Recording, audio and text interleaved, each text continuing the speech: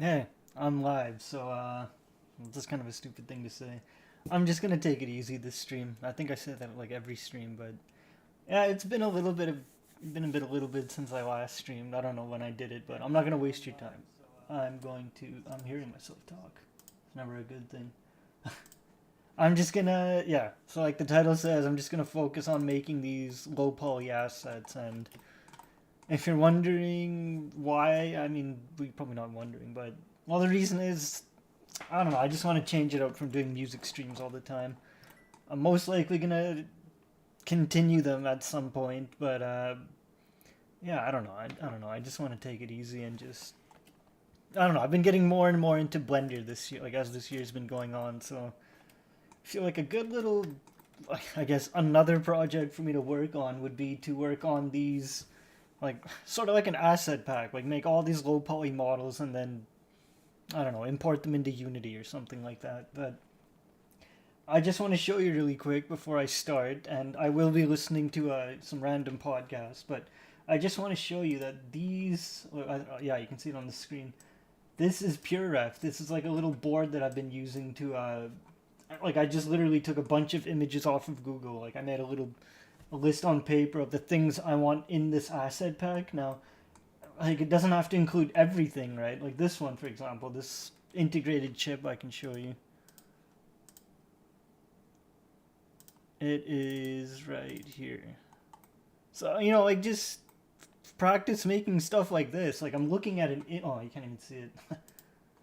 Like this kind of thing, right? Let me just get rid of that. Like this didn't actually take me that long to do. I was actually surprised that, you know, when I have the actual image in front of me, it's a lot easier to model it. So I want to try out this little technique. Like I'm just gonna go through this board one by one, and you know if something's too hard, then you know I'll just skip it, come back later. But yeah, let's just see how far I can get with this. I mean, I don't know. I'm not really expecting to get through like a whole lot of these, but I don't know. The purpose of this stream is mainly just for me to practice, right? I do want to practice this skill, hard surface modeling, and I do want to I don't know. I just feel like it's a good use of my time. Something I enjoy, something fun to do. And yeah, with that being said, I just want to touch up on that remix project. Once that's over, I think I'm just gonna take a break from remixes and you know just focus more on my original stuff. But with that being said, I'm gonna shut up now. I am gonna play this. What's his name? Andrew Price podcast. The guy who did the Blender Guru. The guy who did the donut tutorial.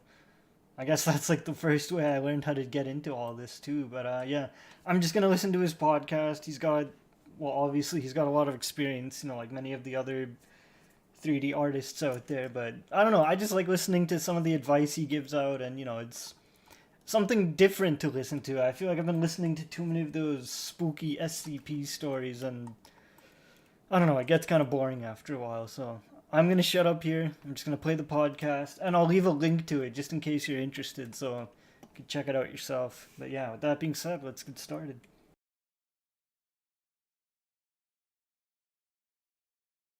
Anywhere in Blender and you struggle to do even small things. But you know, I would imagine that a lot of what I just mentioned is applicable because it's all like it's a little problem, but yeah, it's like fundamentally rooted in some things that you've got to figure out and stick to it. So hope that helped. All right, before we get to the next question, we have our sponsor, Polygon, which is my company. Me handing myself a medal. So Polygon is a website. Andrew, I'm Toby from Germany, and first I want to thank you for your awesome free tutorials because I made rapid progress with them, and I'm looking forward each and every morning to work on my 1 hour per day in Blender, and it is really something I love. I started on January 4th, and even though I love it, I love doing it, I know there will be times where people try to put their negative influence on you, saying things like, you can't do this, you are not professional, you must invest time, you're too old, you're too young. And my question to you is, how do you protect yourself, shield yourself against the negative influence of other people who are obviously not supportive with whatever you're trying to achieve? Yeah. That is a very good question, Toby. What do you say to a negative family member or friend who is trying to put you down and say that you know you can't be an artist, you can't do it, you're too old, you're too young, whatever reasons they might give? Now, as fun and entertaining as it would be for me to say, you know, F the haters, you know, give them the old bird and you show them, right? As entertaining as that is, because it's kind of like it's empowering and all that kind of thing, I think that you have to first of all distinguish between people that want to bring you down versus people that actually have your best interests at heart. Because on the surface, they can sound the same. So, for example, let's say my daughter, who is 3 at the moment, but let's say when she gets older, that she wants to move to LA to become an actor in movies, right? I would support her no matter what she did, of course, but I would also want to make sure that she knows that it is very, very, very, very, very unlikely that she will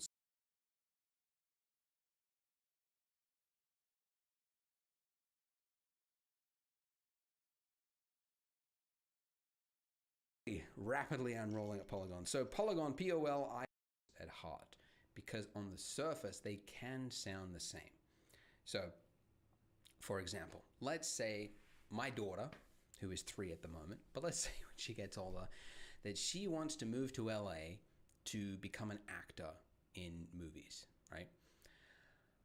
I would support her no matter what she did, of course, but I would also want to make sure that she knows that it is very, very, very, very, very unlikely that she will succeed. Okay? Not because I don't think she's beautiful, she's gorgeous, but it is a highly competitive industry whereby you could be talented, you could be attractive, you could have all the right things, and you could still not succeed because there's a lot of luck, there's a lot of chance, it's networking, it's a bunch of random factors, and you could waste a couple of decades of your life pursuing something that just doesn't work. So if she presented me with this idea, I would want to make sure that no one has pulled the wool over her eyes to say that this is a sure thing, because it's absolutely not. It is a really risky career move that could lead to some sad times in the future, okay? And I think a lot of parents are like that, right? My mom was certainly one of them. You know, I want to work in a studio kind of thing. You don't have the skills. You got to get a real job. That's what she said to me. You got to get a real job. And she was right. You know, being an artist is highly competitive. Not as competitive as, you know, being an actor or whatever, right? There's hundreds of people that work at each of the studios, but there's only like one actor on the screen.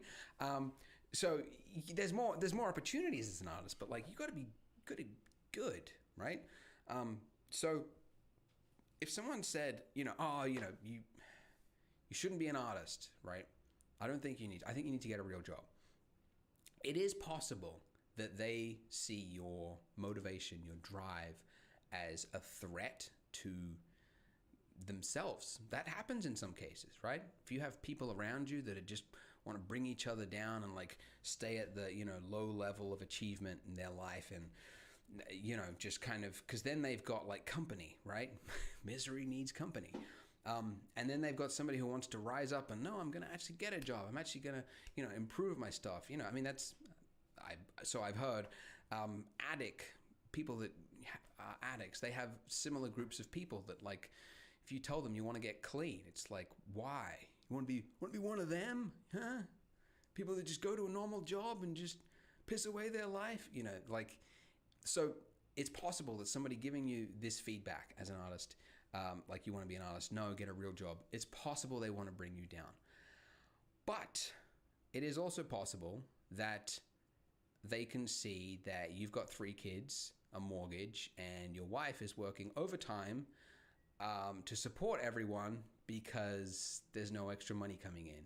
And they can see yet another endeavor that you want to partake in that is going to take potentially years before you can actually contribute financially to the family. And they want to say, cut the shit and get a real job. Okay? And in one case, you need to ignore them, and in another case, you need to listen to them. Okay? And the difference between them is somebody who wants the best for you and somebody who wants to bring you down. And you won't know until you've spoken to them and heard them out. Say, why don't you want me to? And if it's like, oh, artists are poor and they're starving, and you don't want to be like one of them, just like highfalutin, and just it's a stupid industry. Plumbing is a concrete, we've been in the family, we've been in the metal work industry for generations. I don't know what it is.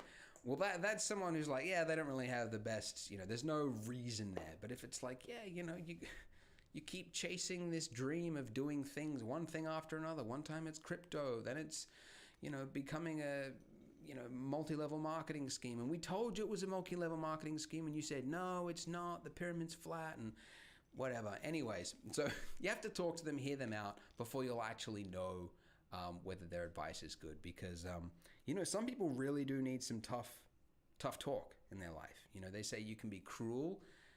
I could be cruel and I could lie to you and tell you it's all going to be great. Or I could be a great friend. What's the saying? I could be a great friend and be honest and say, no, it's not going to work. Something like that, right? So sometimes some people need tough talk, and it really just depends on who they are. And I'd leave it up to you to figure that out, Toby. Good luck. All right, let's do one more. I was only going to do 3, but this is going to be a short podcast if we do 3. So let's do this one. Hey Andrew, this is Nico from Germany. I would like to know, what would you like to be improved in future updates in Blender, or what are some features that you would like to get in the future? For me, it's a material manager, a proper material manager. That would be great. But other than that, Blender's awesome. Thank you. Proper material manager. Well, you'll like what Polygon's working on. No. But we're working on this live material library for Blender. It's like an add-on that will pull from the website live and just download materials and organize it. And it's really cool. It's coming out hopefully in a couple months. But anyways, okay, your question was, what does Blender need? Okay, if I had some money to throw at Blender and I said, here's $1 million, do this, what would I pick? Well, right now, because it fluctuates always, it always fluctuates. You ask anyone what does Blender need to improve? It's always largely dependent on the last thing that they worked on, because you always hit a limit and you go, why is that? They got to invest in this. That's why you go to a Blender conference and it's just like everyone's like putting up their hand. Ton, I think the thing you need to work on is library overrides. And then I'm sitting next to them going like, library overrides, please. You need particle nodes, obviously, and it's everyone's just working on different things and they're all hitting problems. Right now, I'm working on, with Bill Barber, who works for me, we've been working on it for over a year. Oh, it's painful when you see like the first emails and when it was sent. It was sent like 2 years ago. I'm like, oh my God, we're still working on this. We've been working on a render engine comparison video. So we're comparing V-Ray, Redshift, Arnold, Octane, LuxCore, eCycles, Cycles. Is there any others? Anyways, all the big ones, okay? And we've figured out like 4 tests, subsurface scattering and this thing and whatever. We pit them and we see which ones are slow. And by God, Cycles is slow, okay? I'm going to, spoilers alert for the upcoming video, but Cycles is like, on a median, it's about 6 times as slow as the first completed render engine. As in like if it takes V-Ray a minute to complete it, Blender will on average take 6 minutes. Like, it's way too slow. The worst being volumetrics by I think it was like 16 times or something as bad, and especially CPU. If you're a CPU user, guys, I'm really sorry, because you guys have it bad with Cycles. It's so slow with the CPU. Oh, it's terrible. But yeah, the rendering engine just it blows. Okay, so Cycles X, right around the corner. It's going to solve all our problems. It's up to 7 times faster or something. So we're doing some testing. It's like twice as fast, I guess. I mean, that's the thing. It's not out yet. It's going to be out probably 3.1 or something next year or something in the official build. A bunch of changes going to happen to it, but it's got a lot of catching up to do. Let's just say that. So yeah, that and also as a pet peeve, Blender's simulations, the smoke sim, whatever. Like, as you might know, if you follow me on Twitter or my newsletter, but last year I was working on an explosion tutorial because Blender got this new Manta Flow smoke simulation, right? And I was so excited. I was like, cool, let's do it. And I spent 6 weeks doing bake after bake after bake after bake after bake, bake. And I couldn't figure out what the heck is going on with these settings. It doesn't do what it says it does. And I tweak this thing and then it goes, and I tweak this other thing and it goes, and I'm like, what? That didn't, and then you try and go back to what the settings were before, it doesn't work. Discovered after 6 weeks that there's bugs. It was like 4 or 5, 6 bugs that I discovered, or somebody else had, posted it recently or something like that. And one of them, the most crucial one, is that the adaptive domain, which you need because otherwise it takes 5, 6 times as long to bake the thing. Adaptive means that it'll create like a pretend box around the thing, so it'll only simulate within that box and it'll expand with the size of the smoke. Well, it doesn't predict where the smoke is going to go correctly, so the smoke will be expanding and it'll get clipped because the box isn't big enough yet. And so you end up with these lines in the smoke. And I submitted this bug a year and a bit ago, still hasn't been fixed, okay? And the developer in the thread has been saying, "Is it fit? Try it now." And it's like, no, it's still broken. My blend file is attached to the top. You could run it yourself. It's broken. Try it now. I think I fixed it. Nope, still broken. So that's kind of peeved me off, to be honest, because, they released a tool and it's broken. The smoke domain, like, it's the most simple thing. It needs to be fixed. Doesn't work. So I'm waiting on that to do this tutorial. And it's just frustrating that you can't. So it seems like everyone thinks that Blender's got this cool smoke simulator, but it kind of doesn't. It's buggy and it doesn't work enough to do what you need it to. Anyways, let's do another question. Why not? We've got time. Let's do another one. Hi Andrew, quick question. How do you take notes? How often do you review notes? And what do you consider worth noting? Thanks. Good question. How do I take notes? I use Evernote personally. Doesn't matter what you use, really. It's just whatever tool happens to work for you. And note taking, I take notes when I have learned something that's kind of like a hard and fast rule that I want to remember. So I've got a little file of, let's have a look at it. Books and learning, talent code, digital painting, education. But yeah, I had like a little file of lessons that I wanted to remember. So, for example, one of the lessons was that interpretation is usually the biggest driver in interest for a art piece.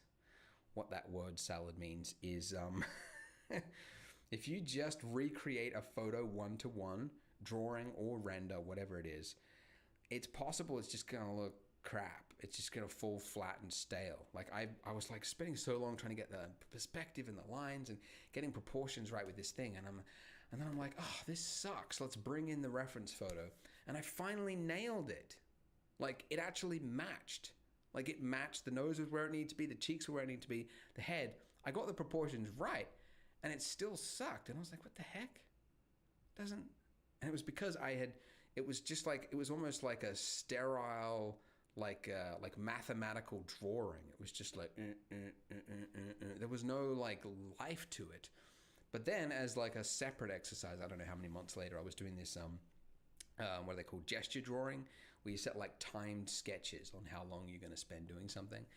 And yeah, I was doing these like fast sketches looking at a reference thing.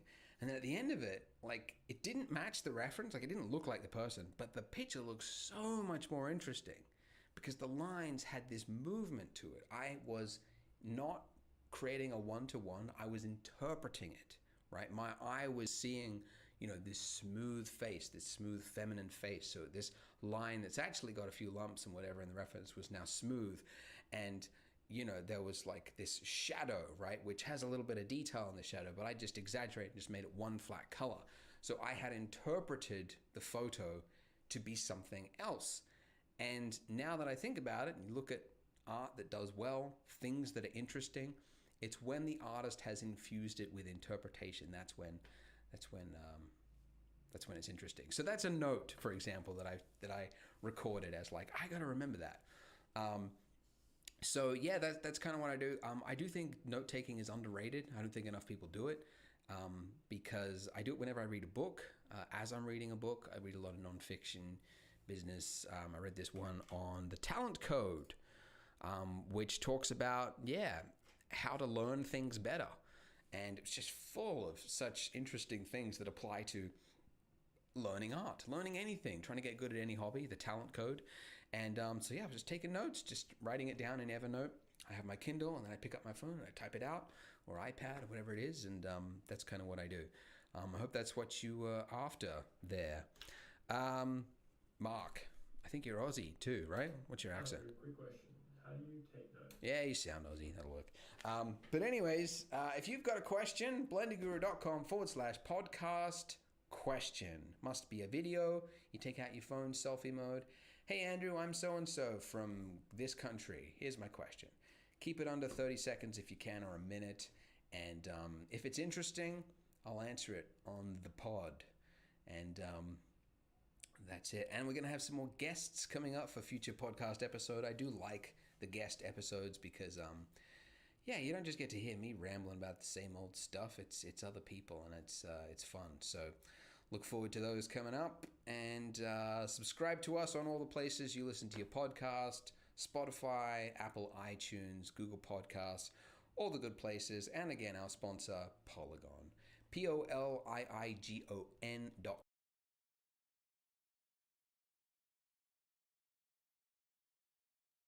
This episode of the Andrew Price Podcast was brought to you by Polygon, helping you make better renders faster in whatever software you use. Sign up at polygon.com. Now, of course, this podcast is back from an unannounced hiatus. Basically that video that just went up on my channel, the fastest render engine it was the big render engine comparison video that, as I said, took 2 years to make, and we were nearing the end, and I thought like, I got a podcast to do, but we really got to do this video. And then it just kept getting delayed because, of course, big projects, you think you're almost at the end, and then it's not. Anyways, who cares about any of that? We got someone cool on the podcast today. It's none other than Jama Jurabayev, who is a concept artist and art director who has worked on, some of the biggest movie titles in the industry. He's currently working at Lucasfilms, so he most recently did a lot of the sets on The Mandalorian, but he's also worked on franchises like Jurassic World and Ready Player One, plus a whole bunch of, honestly, original IP in his portfolio, which is just, his stuff is beautiful. Honestly, as one of the artists to study, if you're looking for like reference of like who gets it in terms of concept design and all that, Jama is one of them. So check out his portfolio if you haven't already. And as if that wasn't enough, he also sells tutorial on Gumroad, where he explains how to use Blender to help build worlds faster. In fact, you might remember if you saw it, he actually did a presentation at the Blender conference called Blender Workflow for Feature Films. Check that out if you want to see. He basically explains why he uses grease pencil and how it helps him, design in 3D and reduce the production time, and it's really cool. So check out that video if you haven't already.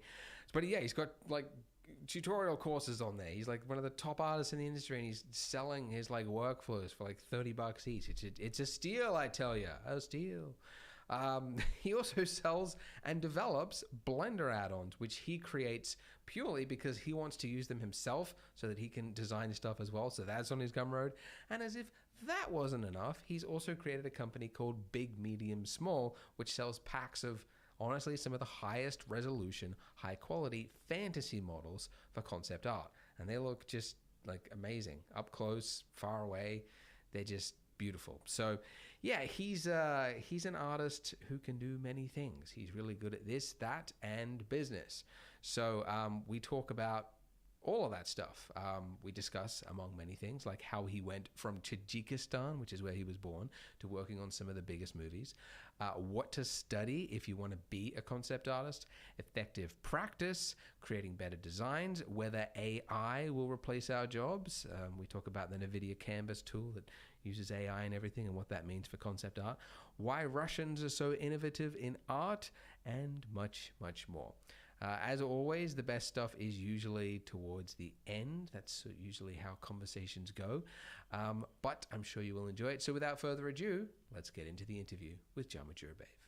So, born in Tajikistan, how does somebody go from Tajikistan to, first of all, get interested in the arts, to then working at some of the top studios in the world on the coolest projects? I will visually illustrate it. I was just turning around slightly, and you can see a lot of gray hair. Like I'm just 41. I'm think I'm going pretty like Gandalf mode like these days. It gets grayer and grayer every year. It was difficult, man. It was difficult. And also, I originally I went into engineering. I did aerospace engineering when I was starting out my career. So I think I started getting into this computer sort of digital art towards like when I was in my mid-20s. So I wasted a lot of time basically doing some other stuff, but it's a life experience. I never sort of regret of doing different other things. And also obviously being in Tajikistan was quite difficult, because there's a lot of obstacles that people sometimes don't even think of, like there's like, thanks God we don't have sanctions and stuff like that. I get a lot of messages from, for example, people around the world, like Iran and countries like that. Those guys can't even buy a tutorial from you. Like those official, those. Oh, right. Yeah. PayPal won't do business with it. Nothing works. Yeah. And I do my best to help those guys. But recently I got this guy, man. It was so funny. He literally messaged me like, I don't want to name anyone, but he was like, hey dude, like I'm from Iran, I can't afford your tutorial, so basically I'm just letting you know that I'm gonna torrent your stuff. I was like, sure, do you got my permission? Go for it, right? that's honest, isn't it? Yeah, that's lovely. Yeah, so he was literally asking me the permission to let him grab it from somewhere else. And I was like, yeah, sure. Yeah. So yeah, there's a lot of and just quick context for listeners. You're working at a concept studio, but you've got like business on the side where you're selling tutorials. You've also got big, medium, small, which we'll get into, selling models and packs and plugins for Blender. So you're working. Is it full time at Lucasfilm? Yeah. Well, yes. And then as well as that, you're managing your own little enterprise on the side, which is a feat. Well, the beauty with freelance sort of life, you can choose when you want to work, so it's like I usually allocate some time for different things, and again it's stuff that needs a lot of attention and time consuming, but I'm happy where I am right now. It's very interesting. Yeah, that's great. So going back to Tajikistan, so you grew up in a country that obviously has, I assume, not much of an arts industry, correct? No, not at all. So do you remember what it was like? Can you recall a moment in your life that you were like interested in arts, and what was it that? Well, I guess I've been interested in art, or I was just interested in what I was seeing. Like I watched movies when I was a kid, and I was actually born in proper Soviet Union. So the Soviet Union collapsed in early 90s, and I was pretty conscious by then. Wow. And I remember it was quite tricky, like just like, and then like obviously you wouldn't have like cinemas showing films. It was all on this pirated video VHS cassettes, right? Okay. And I remember seeing movies and I was mind blown. Damn, those people come up with these really crazy cool things. And I've been just drawing, just copying like Terminators, Robocops, and all that stuff. But again, this is, and also we had civil war in mid-90s. So I mean, when the country's in civil war, art and art-related things are just like the last thing people prioritize, right? So, and I actually never thought it would be something that I could actually could become like a real profession, to do. So that's why I actually in '97 I went to Turkey to study this aerospace engineering, Yeah. which I did 6.5 years of doing. And I lived overall I lived 10 years in Turkey. So again, like these days, whenever people ask me where I'm from, I'm so lost. Like I lost my sense of which country. I mean, Tajikistan is like motherland for me. It's like somewhere I was born and lived for a while. But I think at a very early stage, I decided there's so much to explore. So I decided not to get attached to things too much. So I love my country, but also I lived in Turkey, for I love Turkey. Now it's been almost 10 years me being here in the UK, so I love this country too. It's weird. It's this like these days are so weird because you can basically be anywhere you want and keep exploring instead of like spending your whole life in one country and not traveling. I mean, it's obvious for a lot of people, but Yeah. it kind of dramatically changed in recent decades, I would say.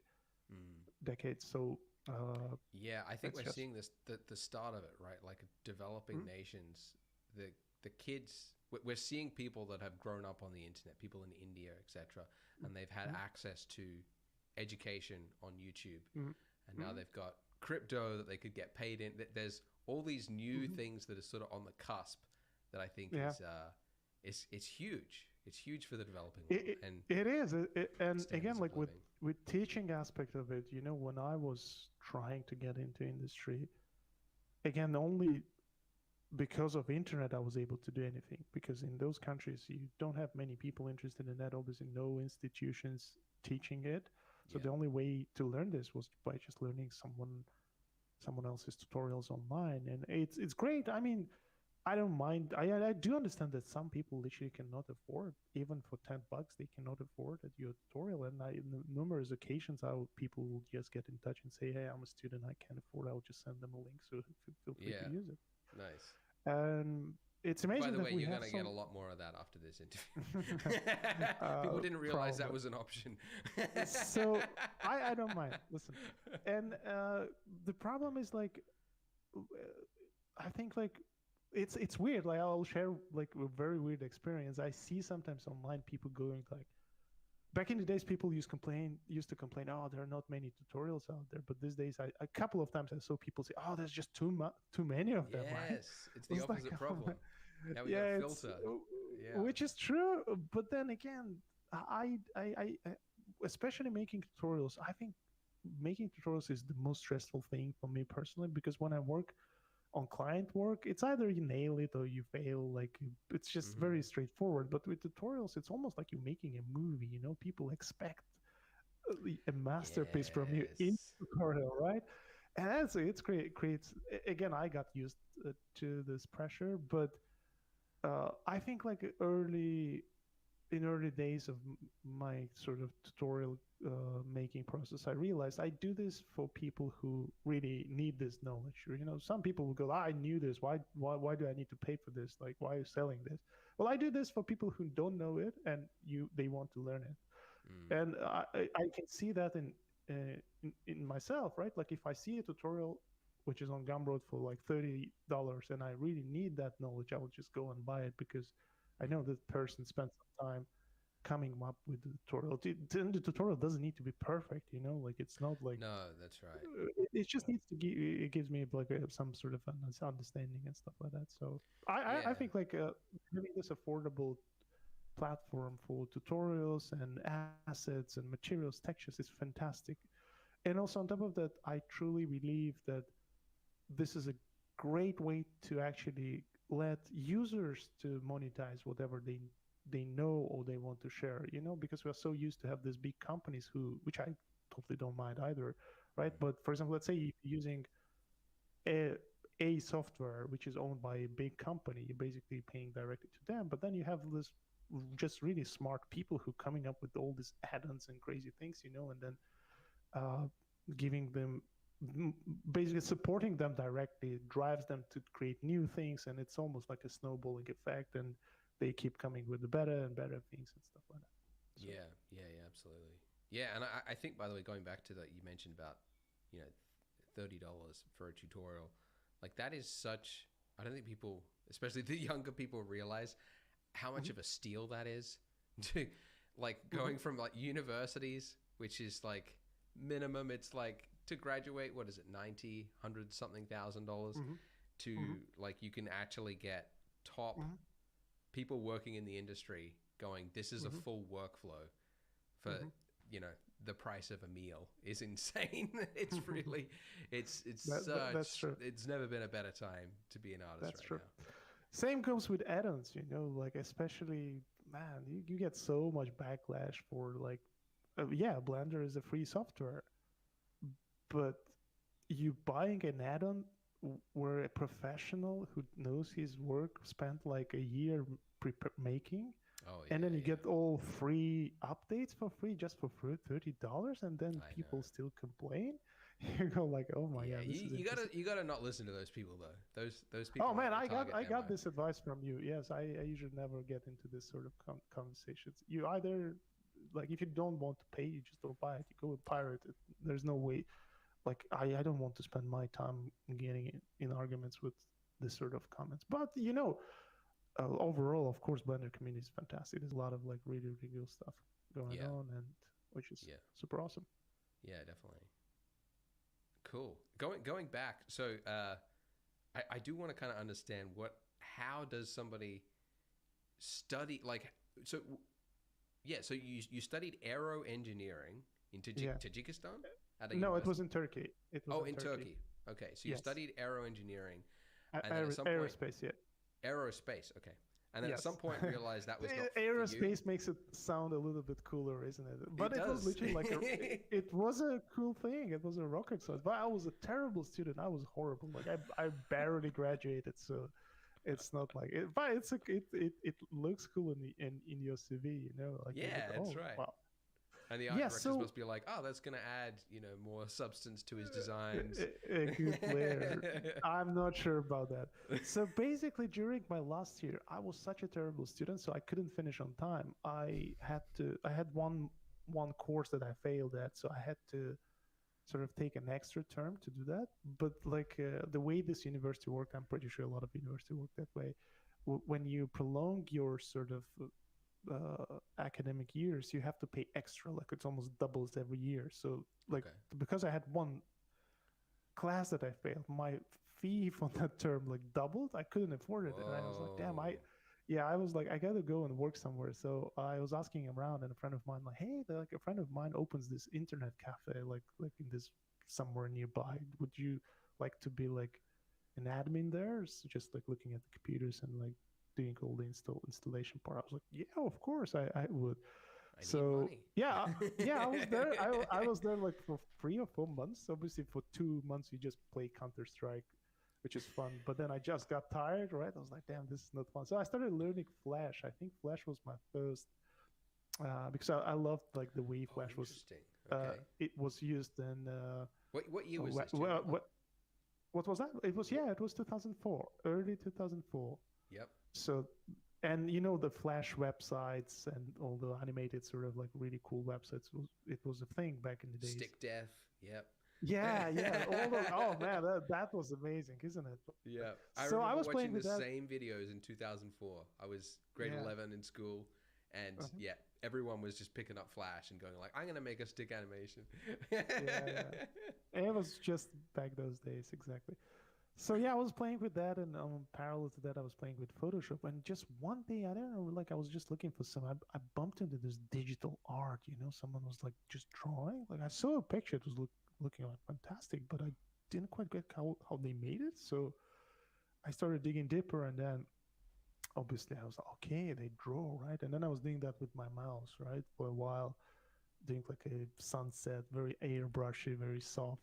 So doing that, but again, it obviously, it's just what you see as a final result is just like a thin layer, the final sort of presentation. You have to know so many things like composition and just a lot of like all this like crazy, all this long list of things, which I slowly started discovering for myself, and then design aspect of it gets involved and stuff like that. So I think I was failing just on and off, like painting and drawing for at least 4 or 5 years. So if it was 2004, I started doing that, and obviously everything looked like crap. I was doing that again and again. That's why I was like leaning more towards graphic design. I felt like, okay, my drawing and painting skills are not that great. Maybe I should stick with just a vector graphics, right, or something that I can nice. Keep it I simple. can yeah.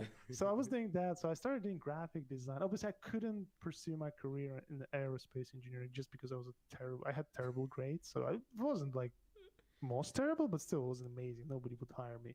Right. And uh, also, I wanted more.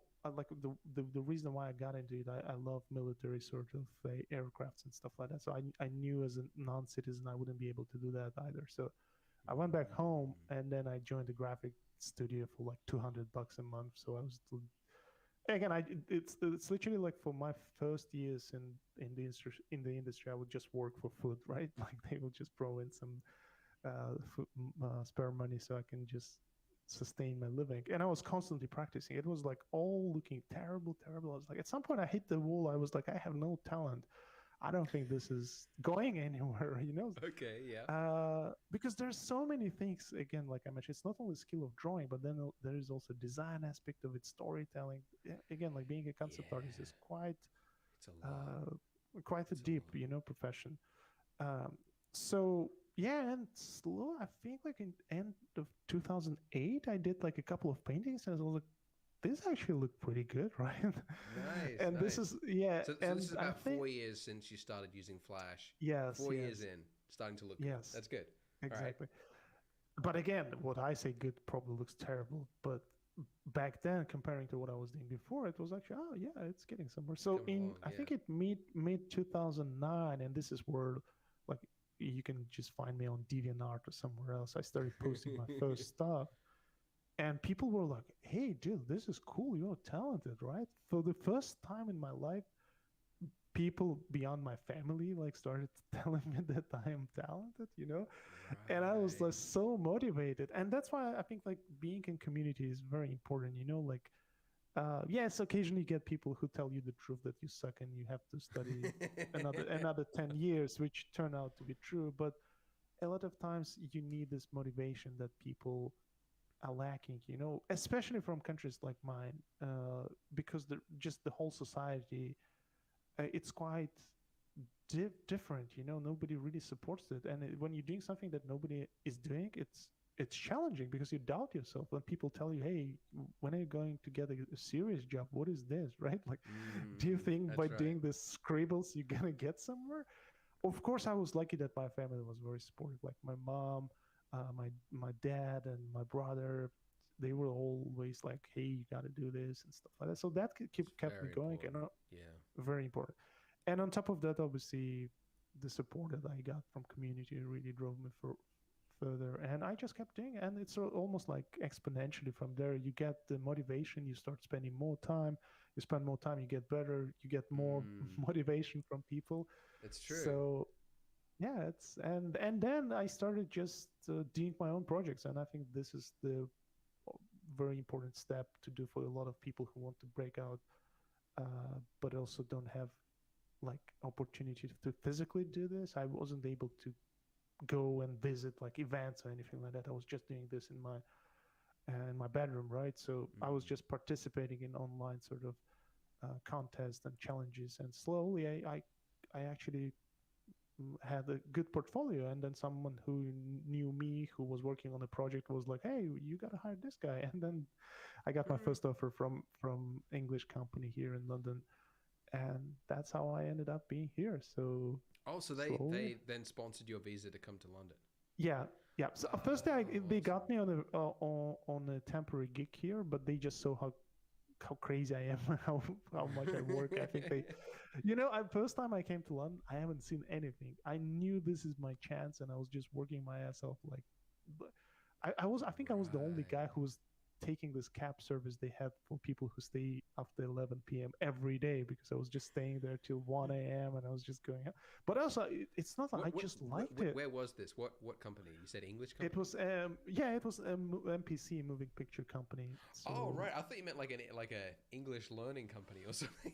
Oh Okay. no. Right, I MPC. meant, that's huge. Wow. yeah. That's I was incredible. first in advertising, and it was still a big step for me. And I spent there 2 solid years afterwards when they brought me in permanently. Mm, And then I went to film uh, art department at Frame Store, then ILM, and now I'm here at Lucasfilm. So that's yeah, incredible, dude. nothing happened quickly. Nothing happened without effort. Everything was. Yeah, and I don't have wealthy parents. And in my country, we always say, "Oh, is your father like a prime minister?" I was like, "No, Yeah. just, yeah." That's incredible, It, man. That's a success story, huh? From I guess Tajikistan, so.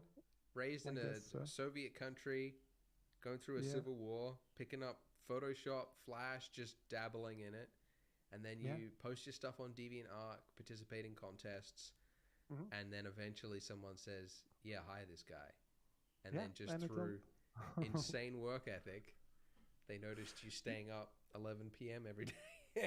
Yeah, well, I guess like it's not, people always, sometimes it could be misleading saying that you gotta the only way to do it is work crazy hours. I, I always say in my sort of uh, lectures or mentorships, I always say it's not about time you spend, it's about the Mhm. passion you have. So if you're smart enough, you can really enjoy the life as well. But obviously, sometimes you gotta spend the hours, right? There's Yes. there are shortcuts, but if you love your job, a lot of time this doesn't look like a job. You're just working on it, and like you said, the hours just pass by. Yeah. What?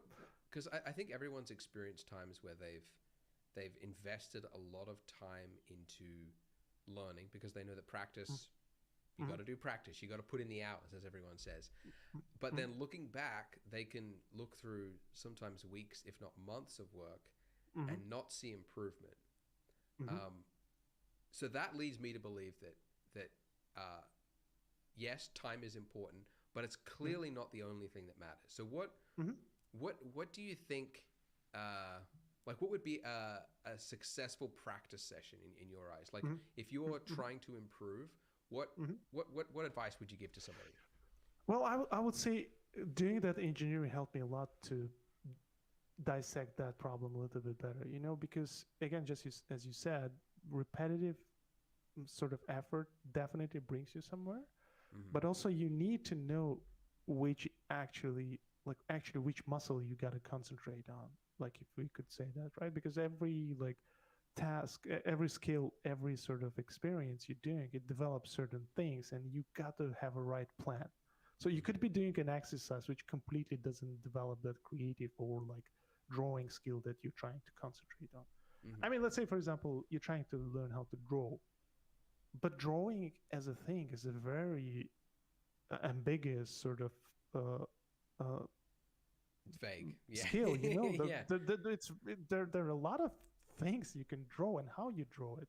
Yeah. You got to really figure out what exactly and how you want to do. Do you want to do light drawing, or do you want to develop your design drawing skills? Like, so Yeah. each one of those is different type of things. Like if you want to get more into environments, then you need besides learning how to draw, you need to really understand perspective very well. So there, it really helped me, and I started slowly chopping away those things. Like I knew, okay, I don't fully understand perspective. How can I get better at it? And I remember watching some tutorials and doing my own perspective studies, and I was like, am I dumb? Right? Why? Like, I don't understand how it works, right? It's very simple. You have a horizon line, and then you have Yeah. vanishing points, right? But Yeah. for some reason, my brain couldn't digest that. Like, I would just like sit there. I remember one of the thumbnails I did. I still remember this. It had like a big question mark because I just couldn't figure out what exactly is going on, right? You just drew it So right into it. This yeah, sucks. and making drawing, doing that, like if you repeat that even 1,000 times, if you're not getting to the bottom of the things, you still will just practice something.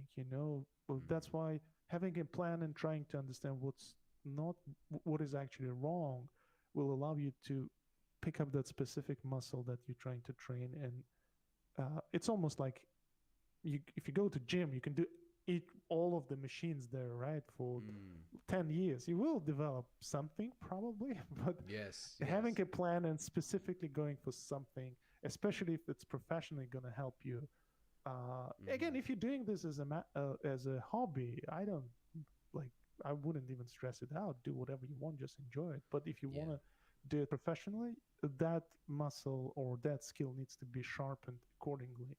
And Yes. time plus a good plan and ability to sort of dissect it into smaller chunks, because some of those tasks are just enormous, right? Like, let's say design Yes. aspect Yeah. of it. There's like visual library, there is design sense, there's so much in there, right? So doing that uh, would be quite a big task, and you kind of need to dissect it. Yeah, like I've been learning 2D for I put in about 2 years of practice, like Yeah. sort of like every single day, putting in like an hour of practice, and it took me way too long to realize this, but because like people would say like, oh, you got to do the studies, you got to do the fundamentals, right? You got to do these Yeah. exercises where you draw boxes, right? And I Yeah. draw the boxes, and then I go, it's easy. Give me, you know, Yeah. and then it's like, and then you got to do ones where you got to like learn how to draw straight lines. It's like I'm drawing a straight. Yeah. It's like, well, I'll just do the thing. And so I do like the final piece, because not only is it fun, but I feel like I'm Yeah. testing more Yeah. skills, right? So you get Yeah. more Yeah. bang for your buck, right? The problem is that at the end of it, there's so many things wrong with it that you, as a inexperienced person, can't tell. It's like trying to like listen to 10 pieces of music at the same time and judge which ones need work, right? Like an Yeah. expert might be able to, but like you as a beginner, it's impossible. So like Yeah. it suddenly like dawned on me that like I had Yeah. these I just kept drawing faces, like portraits, and and then I would do the shading and the coloring, and it just looked by the end of it. And it took me so long to like realize like, okay, it looks because every single one of those has issues, and I couldn't tell at the time what they were.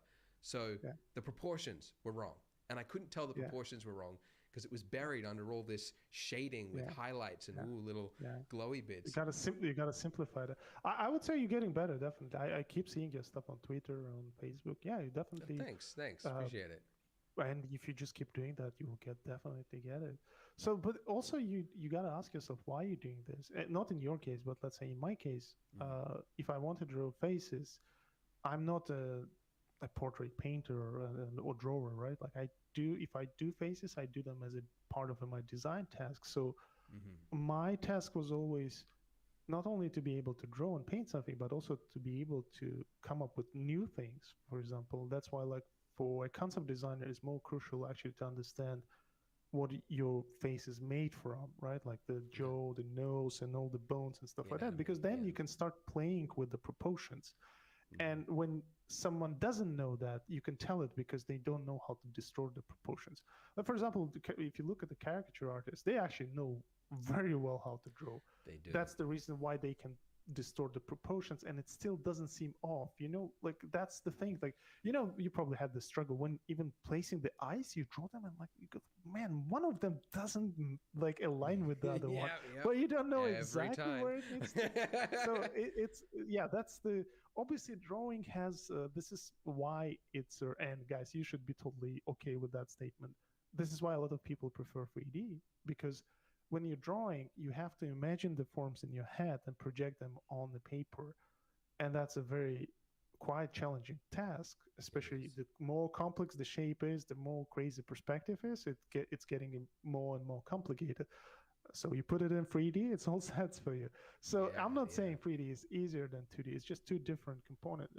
It's the same thing, but different types of visualization. So I mean, you're definitely getting better. You just need to, if you know what you want to do with this, and if you know where you want to use this, it will be way easier for you to keep moving on, right? For me, early on in my career, I knew like, I love character, like drawing and sketching. I do live drawings, but I also know that most of the time I probably wouldn't even have a reference in front of me because I have to come up with something new. So it was all about like, the way I built my characters is from almost like from inside out. You imagine them as a sort of like bones and almost like a gesture, and then slowly you dress it up with muscles and cloth and stuff like that. So very interesting. I'm still learning. I think the problem with 2D skills, you have to constantly practice them, because it's almost like this connection between your hand and your brain. It needs to be developed all the time. Yeah. And this is that's why I think like drawing and painting is so exciting. You can be doing, as long as your brain is healthy and you can hold a pen, So hopefully as I get older, I will be doing more of that.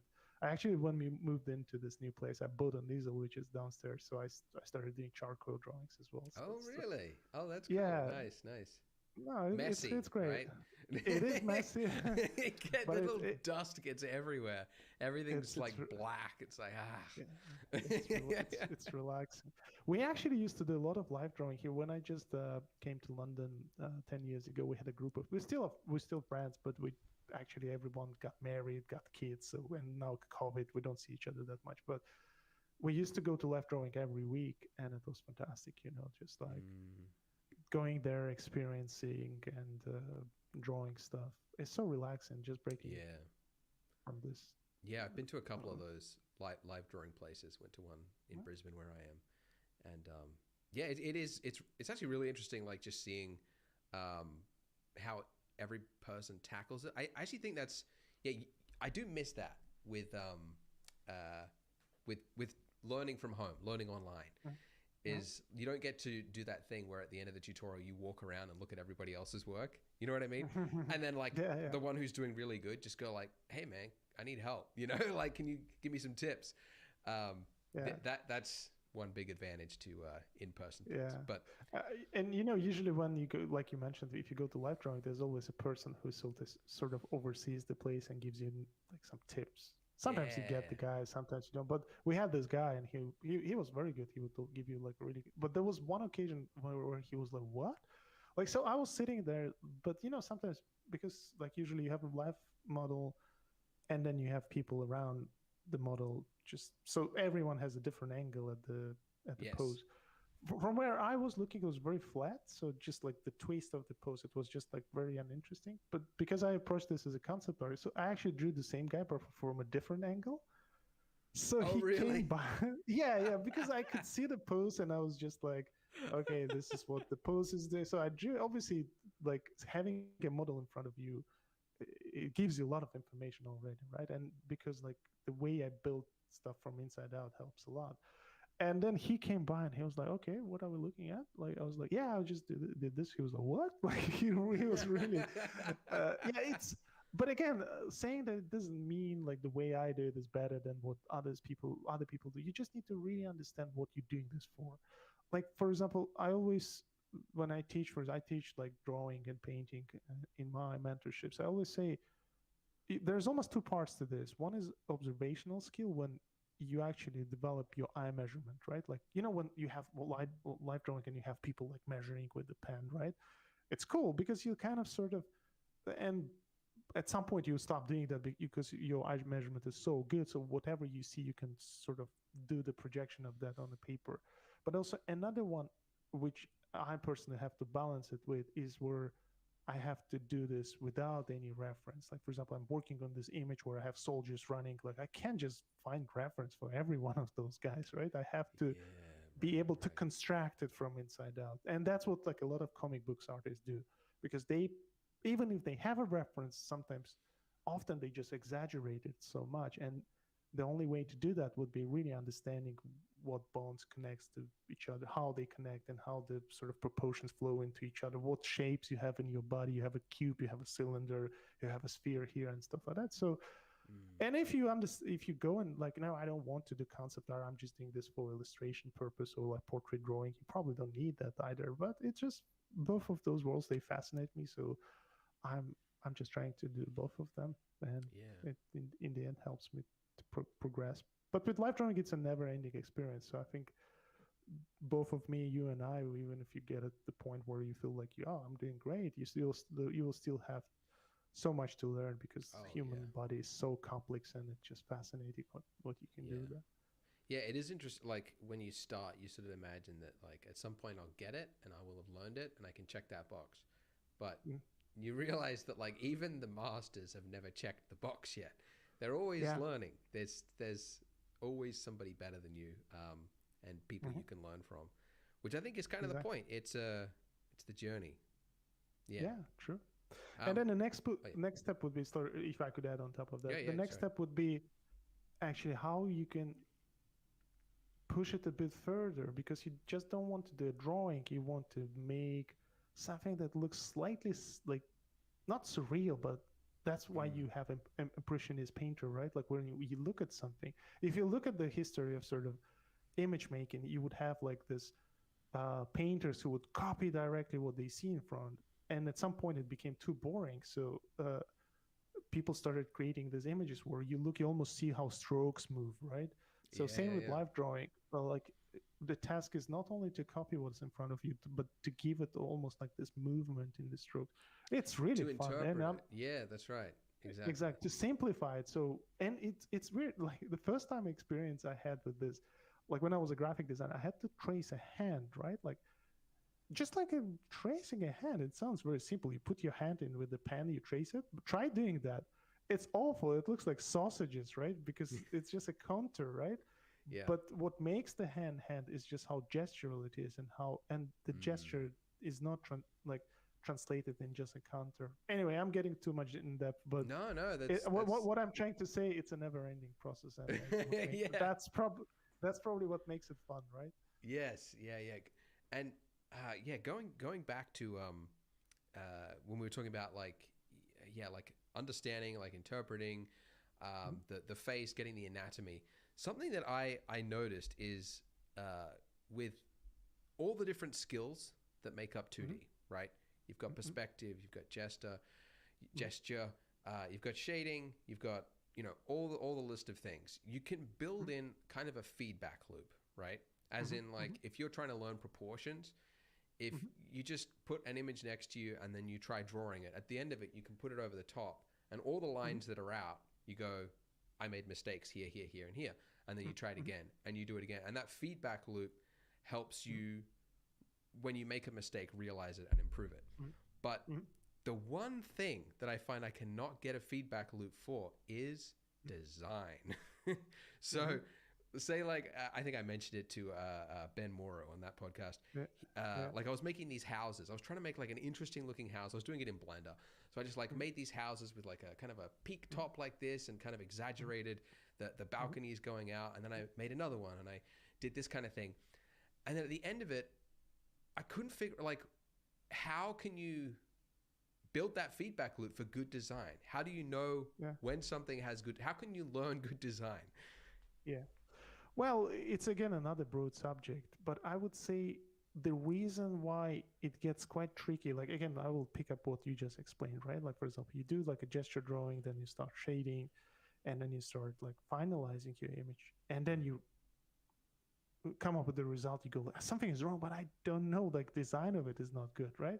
Yes. So I would always say you gotta start simple, so that even first gestural pass already needs to have that design pass on it, because the simpler your tool is, the more iteration you can iterate more, basically. Like you can okay, I want to, like even with faces, right? You would say, well, how can you design faces? We're all the same, right? Like I mean proportion wise, you can change so much. I mean what I mean by the same, we have same features, but what makes the design is how they are positioned. Even if there is a relative offset, there's so much you can do, right?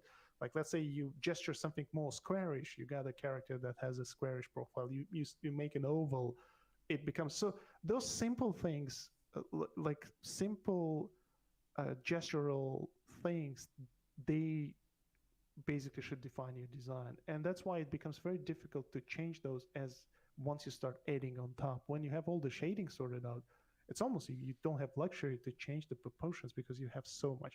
Same with 3D, for example. That's why like you see a lot of people usually blocking out designs with simple geometry, because it's so much easier to iterate. It's almost like you squinting your eyes and you zooming out and looking at things. Oh, but once you have the whole building with all the pipes and roof work and like doors and stuff like that, then it becomes so heavy. You can't just change it. Like you can't just take and stretch it. You have polygons, you have vertices, they're all interconnected and stuff like that. So yeah, it's a very different mindset, I would say. But then again, this is what makes this profession beautiful and exciting. You don't necessarily need to be a good designer, like if you're working in the 3D industry or 2D industry, you can be an illustrator or like asset maker, who like some other people design things and then they give them to you, and then you just try to recreate that as much as good as you can. So it's Yeah. it's like early days. In my early days, I just wanted to learn everything, but that's exactly where I caught myself understanding that if I do that, it's gonna take me like 30, 50 years, right? And every day I'm learning these Right. days, and they just kind of prove the point. I decided to concentrate on a very specific thing. Like for example, and again, you probably know the add-ons that we do with Alexander. We concentrate just on thing like a very quick sketching. So it's Yeah. not meant to be for very refined models, because that's how I work. I work on the bigger picture. I just block out simple Blocking things, and shapes. speed Yeah. is, and the simpler it is, the easier for me to iterate on things. So with design, like I'm pretty sure Ben gave you some fantastic recommendations, but I would say my always sort of advice to people who are trying to get better at design, try to simplify it. Start very simple, because with simple shapes, you can operate and iterate much faster rather Yes. than on like a finished, super polished model, basically. Yeah, which was what I was trying to do. That's why I actually just focused on Blender. So I had like cubes and just very basic shapes, making these Mm-hmm. these sort of houses. Because yeah, totally right. Like yeah, if I was doing it in Procreate, like trying to do it 2D, and that was Mm-hmm. actually less fast than doing it in 3D. One of those Mm-hmm. rare moments. Um, Yeah. but uh, but yeah, like I don't know. It is. Do you know any resources that talk about like the big, medium, small shapes, right? Great Yeah. name for your Mm-hmm. business, by the way. Big, medium, small. Yeah. Uh, Cheers. but but yeah, like the breakup of that and understanding, Mm-hmm. what proportion, like what percentage of big versus medium or Mm-hmm. small, and what is it about Sparth's work or Mm-hmm. some of the Mobius or all those like great people. What is it that makes those designs interesting? And Mm-hmm. yeah, I don't know. It's a broad Well, question. no, it's a broad question. Actually, there is a very clear explanation. You can even find it on Wikipedia. The problem is that, like, a lot of times you read it, yeah, understand it, but before, like, if you don't apply it, it doesn't make sense. So if you just type in, like, for anyone who's watching and doesn't know about it, if you can type in like design principles in Google, it will take you to either a Wikipedia page or someone design sort of article. And there's a list of things which you have to think about when you're doing this. There's rhythm, contrast, balance. And again, I think like there are 8, 7, maybe 6 of them. I don't remember exactly, because Yeah. a lot of them are quite interconnected with each other. So basically you keep in mind those. But again, I personally never sort of, I just gave you that description. You can go on Wikipedia and read about those principles, but unless you start applying them, it doesn't really make sense. Like for example, rhythm. right. Like what is rhythm? It's a very Rhythm? abstract thing. Rhythm, right? Oh, rhythm. Rhythm. Yes. Yeah, Yes, rhythm. yes, yes. Like what is rhythm? Like it's a very like abstract. Like you have rhythm in It music as is. well. So it's Yeah. basically something like being rhythmic or being non-rhythmic, right? Like for example, let's say you have a composition of like diagonals, and in one place you have like a sort of perpendicular thing. It could be a tree. So that makes sort of design aspect of it. Or if you have like a vehicle, like the way your sort of parts of a vehicle flow into each other. And actually, those I think like the whole every design sort of principle described in that in that collection is basically something that we figured out by looking at nature of things that exist, right? For example, if you look, why we go to like outside and we go, oh my God, this is so beautiful, right? Nature doesn't know about those principles as like definitions, right? The way nature forms, it does those things naturally. Rivers flow the way they flow because water needs to flow, and then it becomes this visual path that we all enjoy. So it's very interesting, like it's very difficult to pinpoint right exactly because it's a combination of things. Then balance, for example, the way you balance your things. For example, you brought up big, medium, small. So what would be the best ratio? There's no best ratio. It's all relative, right? But again, for example, let's say you have like a blank composition, right? with everything black, and then you put a dot, and then that dot becomes like a focal point in your composition, which could be a focal point in your design. Like let's say Death Star, you have a big orb, but right in the corner there is this thing with where the laser beam comes from, right? So that becomes sort of design thing. But if you start putting those dots more everywhere, so then whatever is not dot will become the composition element. Yes. You know? Yes. So it's relative. how far you push, there's always this balance, and you Yeah. basically, like if you look at Spar's work, obviously Spar is a genius artist, he's fantastic, he knows exactly what he's doing, and that's why you react to his paintings and designs in that way, because he balanced it out so nicely, you know. So again, by just reading that description, you will never become a good designer. You will become by actually experiencing, practicing it, and implementing those into your workflow.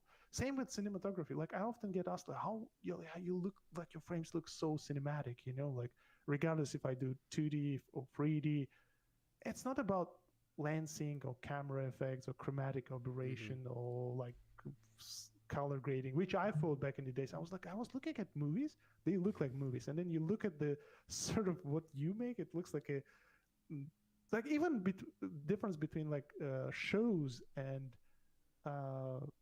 theatrical sort of cinematic films. There's a difference, right? So some of it's because of a frame rate they're using, but also most of it is the lighting and composition they do. So like for example, if you're working on the reason why frames look cinematic, because the person whoever is shooting or painting that frame knows a lot about cinematography, which is all about composition, the way you use lights, the way you position your camera, what lens do you use for your renders and stuff like that. So and that's why, like, if you want to get better at those, especially if you're doing 3D, like sometimes I get artists getting in touch with me asking like, hey, how could I make my 3D look more cinematic? And I just go, you got to learn how films work, and you got to study how cameras operate and stuff like that. Then it would be just easier for you to reproduce that sort of the same thing in 3D, basically. Yeah. You got to break it down into the individual elements. Because I went through, I think probably a lot of young artists go through the same thing. It's like, how can I make something look cinematic? They know the word cinematic. And it took me so many years to realize what you said. It's like, it's so many little things that, it really movies, it's basically money that is the reason that a movie looks better than a TV show, because the time that goes into each shot is so planned out from the very start to get the best cinematographer, DP, then they got a crack lighting team, and then the costume designers, and they're hiring the best in the industries. And then not only that, but then it's the music that goes with it, they're hiring the best musicians. And then like I watched this course on color grading on FX PhD, and like I never realized how much time went into color grading. But it wasn't just like, oh, you adjust the levels and the whatever. It was like each little part had like a spot focus, and like we got to brighten up this, and we got to track the face as it goes from this side of the screen to the other, so that the focus is on that. It's like you can only do that when you've got a budget behind you. That's true.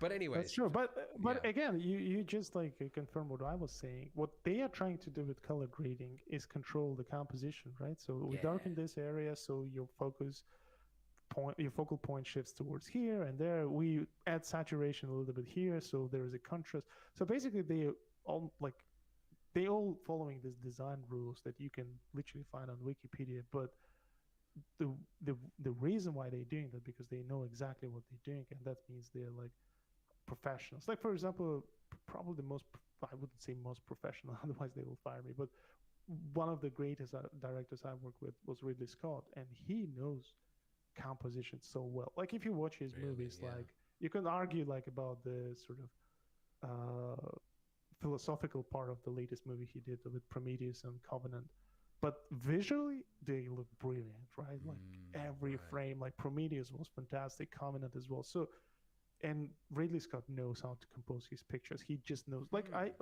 one of the examples, I was back in MPC when they did Prometheus.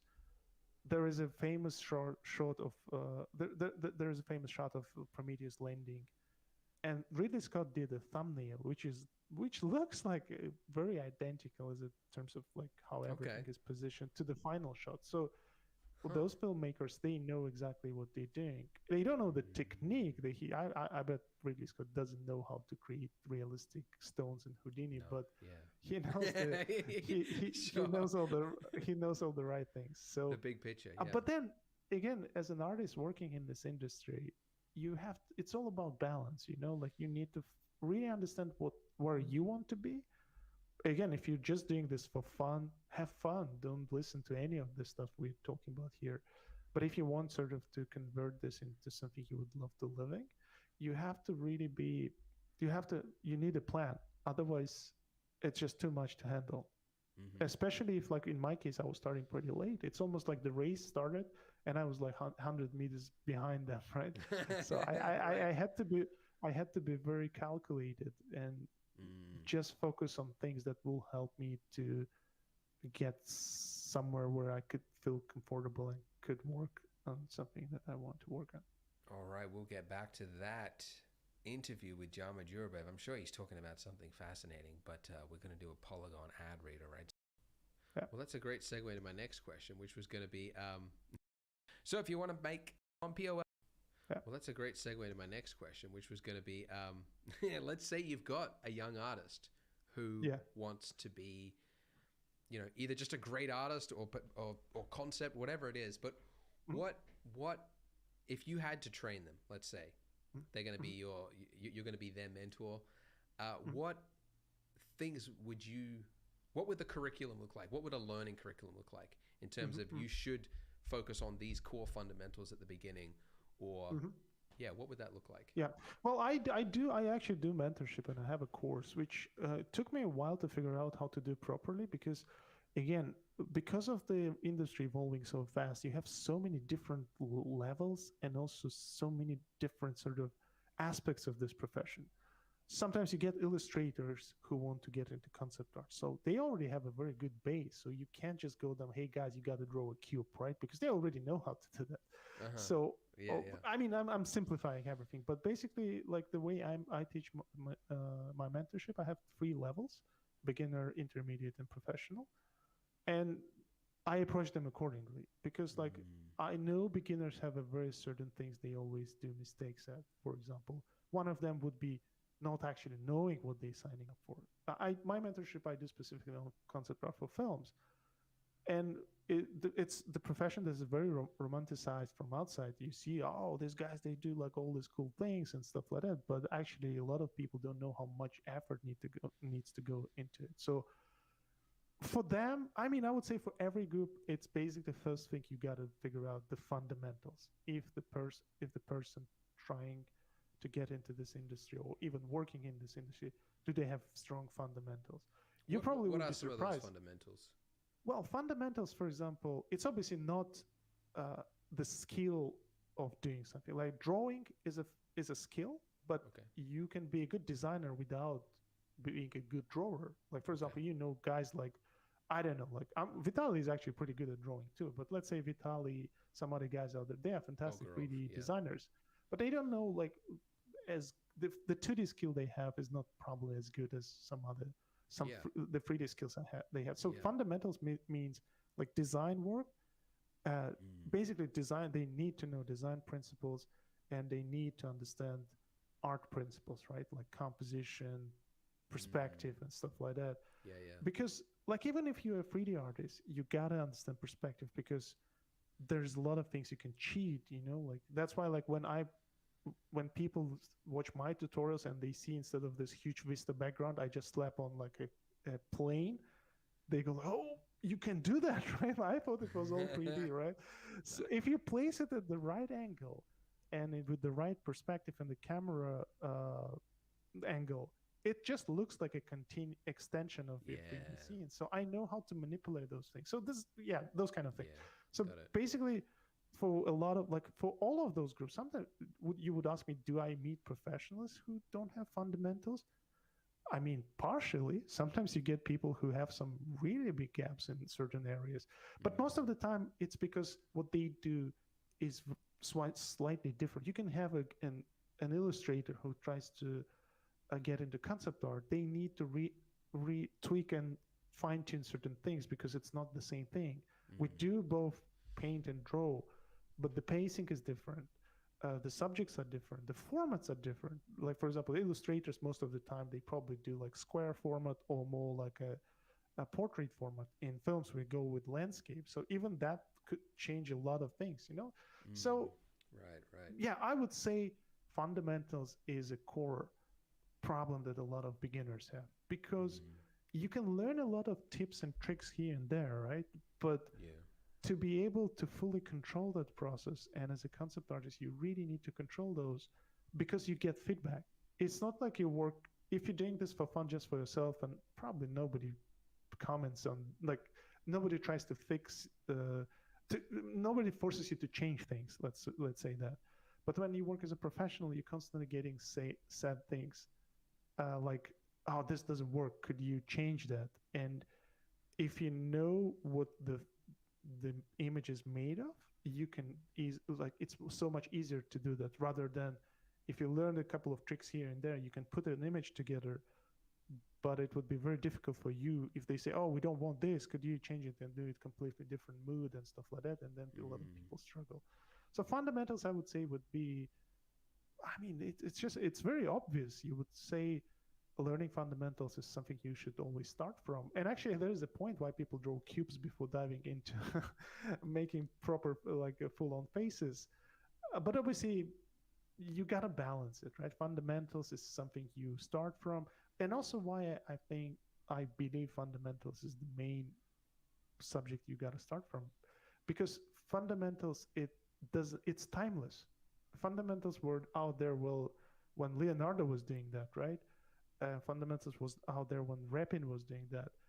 What changed are the tools. The tools keep changing, and that's why for me, like, I had like origin.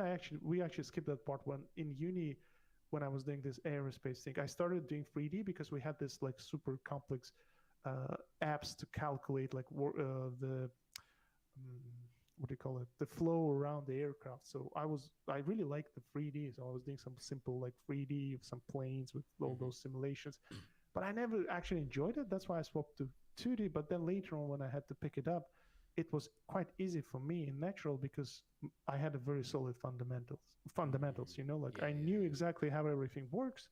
And then then VR came out. I had no problem with that either. And then tomorrow something else comes out. So my dream is actually when AI comes out, I would just tell AI like, hey Siri, could you do a fantastic landscape for a new movie I'm working on, right? But again, and this is exactly the same thing you mentioned, right? Like with AI coming in, a lot of people think, oh, it's going to take over. Potentially it will, but also it will help us. It still will require someone to know fundamentals, you know, to kind of go and tell AI, I want you to place this here and there. And even in that canvas demo that I did for NVIDIA, you can see I'm doing this simple sort of graphic sketch. So in that graphic sketch, I'm actually using a lot of fundamentals and design and knowledge and composition and all this stuff. So AI is just another tool, basically. Yeah, I was going to say, for context, NVIDIA has released a tool. What's it called? Canvas? Canvas, Yeah, which gives you the most simplest of tools. It's like, this is the landscape tool, this is the sky tool, this is the lake tool, and you draw, looks like an MS Paint drawing. It's like, this is blue, this is, you know, green, and you just like throwing stuff on the canvas, and then next to it is what the AI has interpreted and gone, okay, you want a river there, you want the landscape there, and it makes it look like a photo. And so a lot of people are understandably very scared of that. But to your point, the AI doesn't know, like, you couldn't tell the AI, like, make it better, like, make a better design. It doesn't know, right? Like, it's up to you to figure that out. And then also, it's doing a lot of the, like, heavy lifting, which is kind of repeatable by any sort of technical artist, right? Like, making that landscape look kind of realistic is kind of a simple move. But the actual, what you did then, polish it. You took that kind of basic thing after you put the fundamentals down, and then also took it into Photoshop to make it something better. I think that's what a lot of people are missing, is that it's just going to make, I believe anyway, I'm curious your thoughts, but I believe it's going to make concept art faster and cheaper. I think in general, I'm always trying to look for opportunities rather than like the negative side of things. Sure. And probably this is after like so much explanation, this is probably the way I got into industry. I was very positive that I could potentially get here.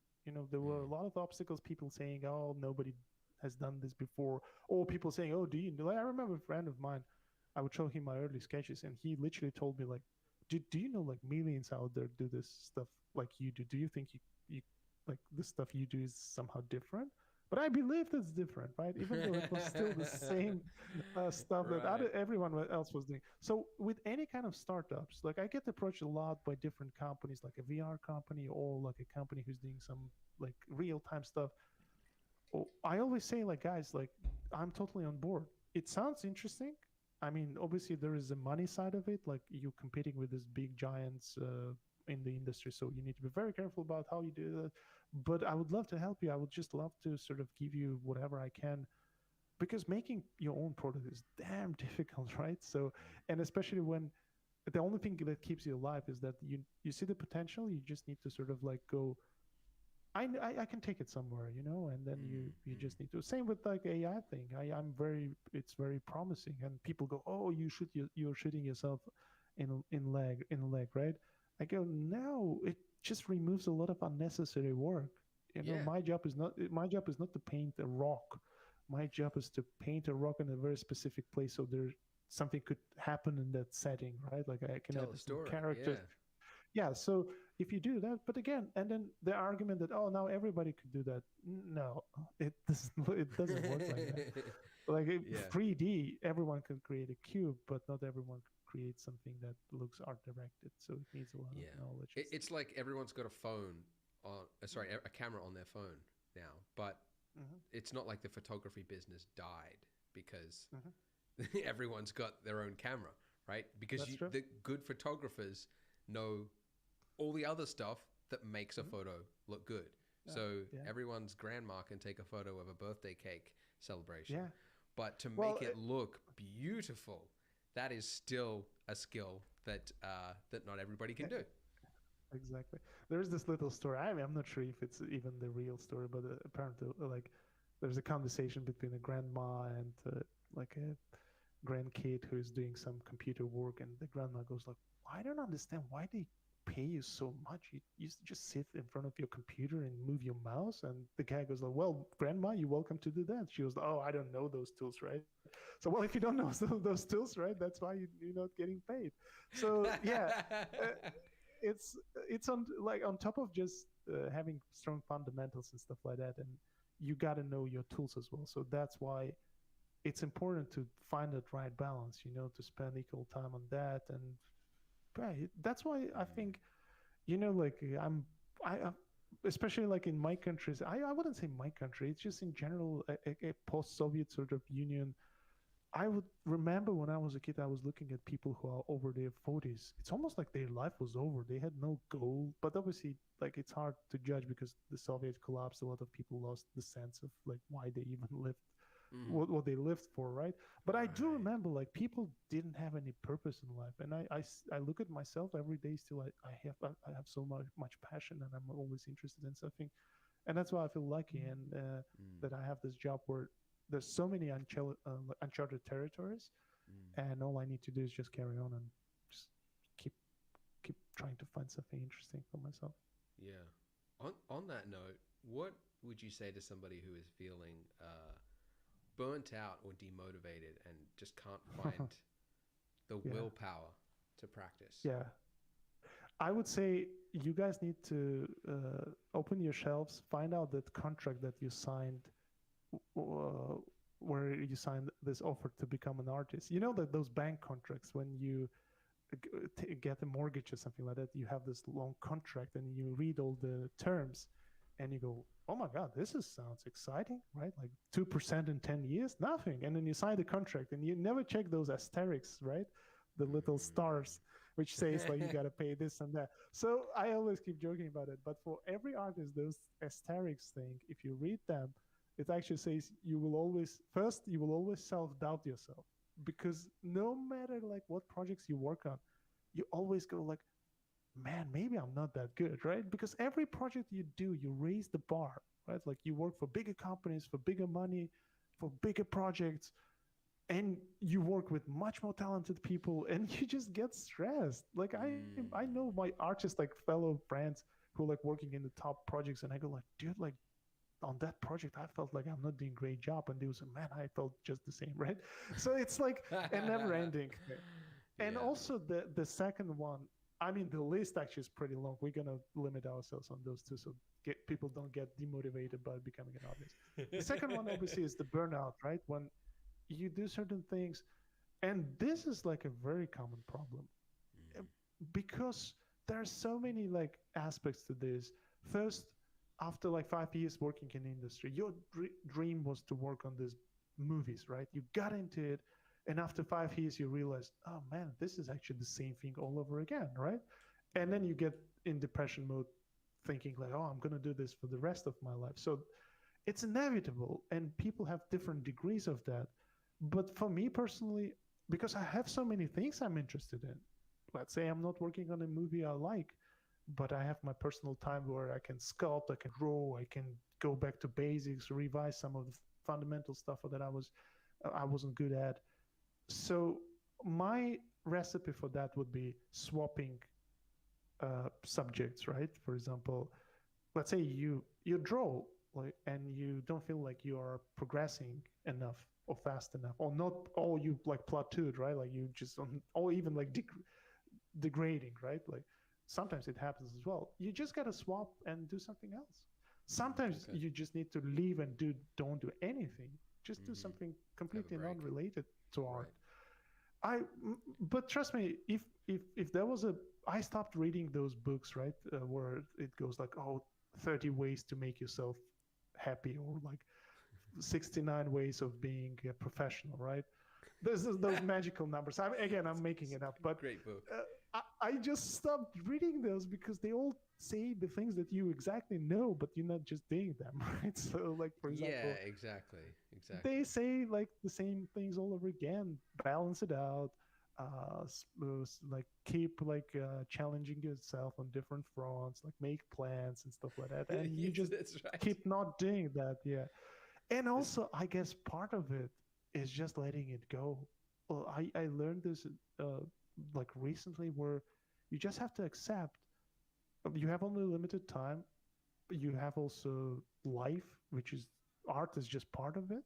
So you have to let it go. No need to be really harsh on yourself. And what really difficult to realize for a lot of people, that we are all different.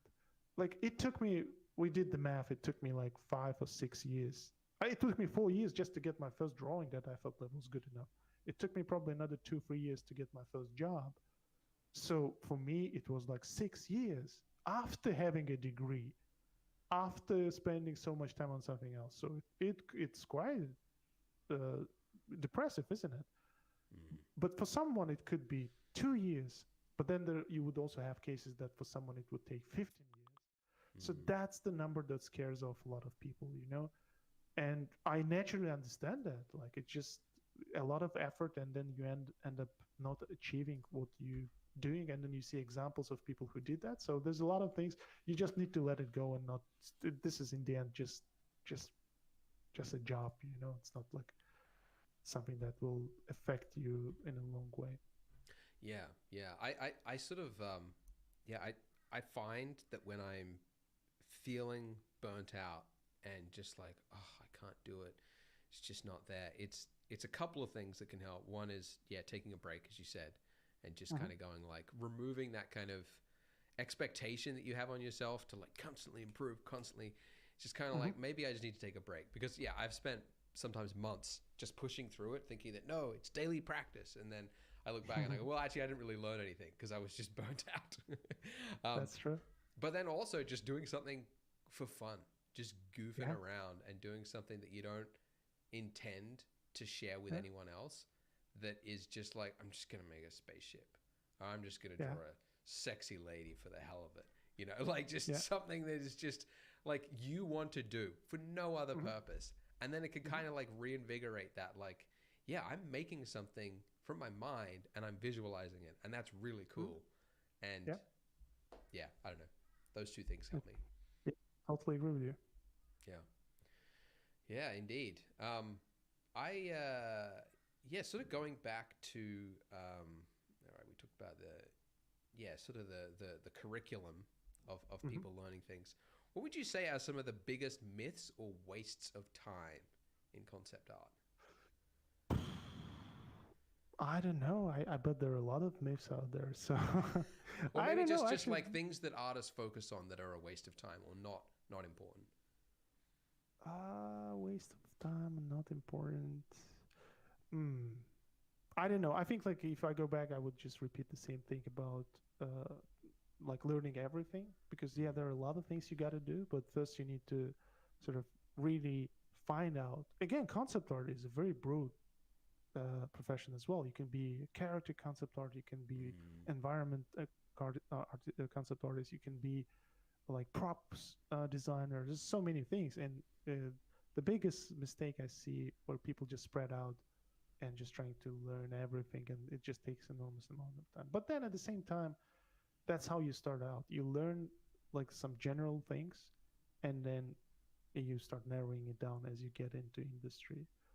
I don't know, like, I mean, I actually recently there was a Facebook post someone posted about what are the common concept art myths that out there. I don't know. I read it and it was funny, but I don't remember any. One of them was like, how people would show like something that they worked on for 5 days and say it was a quick sketch in production or something like that. So the whole quick sketch thing is quite a pain. I think we all did that when we would do something and post it as a label it as a lunch sketch. So I don't know. I stopped paying attention to those a long time ago because I just let people play with it, like because a lot of times artists don't even know what to say. They just copy what they saw from another guy, because we all like, as a collective sort of, a collective society, we sort of see, oh, this guy's doing that. Let me just like repeat what he's doing or she's doing, and then, but then you break out at some point and you start doing your own thing. So I don't even think about those things anymore. I think I'm too old for that. I just do what I like. The myths and stuff. I also consciously decided very early days in my career, I'm not getting involved in any kind of dramas. Art society is very dramatic. You say someone said something right, and then this whole shitstorm happens. I don't know. I think social media has just kind of encouraged that, promoting these kind of anger-inducing posts that get a lot of reactions and comments. It kind of encourages that people think it's a good thing. Same happened with NFT market, isn't it? Like, oh, you support NFT, that means you are this. You're not supporting NFTs, that means you are this. I don't know. When NFTs came out, because I don't know much, didn't know much about it. I was just observing the scene. I minted my NFTs. I put a very high price tag because I think if someone wants to own my art, you gotta pay some good bucks. Nobody bought it, which means nobody values me as I thought they would value, which is totally fine. Then I'll just keep working on my stuff, and like I'm not even bothered anymore. I'm not following the scene. I don't even know what's happening there.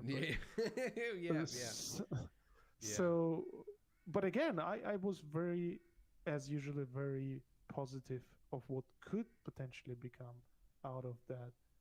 With all the ecological sort of stuff, well, the whole cryptocurrency stuff is doing that by get-go. So it's just pointless to get in conversations, and me not being involved that much, I naturally just don't get into those kind of conversations, and I just do my own thing. But I think it's healthy. I think it's you can. I mean, obviously, people are screaming at their screen. No, the environment matters. It's like but you can also go too far. There are people who are starting campaigns against an artist who has started selling NFTs, and it's like, is this the best use of your time or anyone's time? There's probably other things that the energy that goes into that is not free. It's not never ending. Anyways, that's true. But again, it's personal choice. If people like this having healthy discussions online, totally fine. That's why we have comments and stuff like that. You do occasionally get some unexpected anger, and that's weird. Like that was weird to me when I was starting out my career. But then I just got used to it, and I like from one of the most fascinating one for me would be if you do something good and it looks good, people start looking for a cheat, right?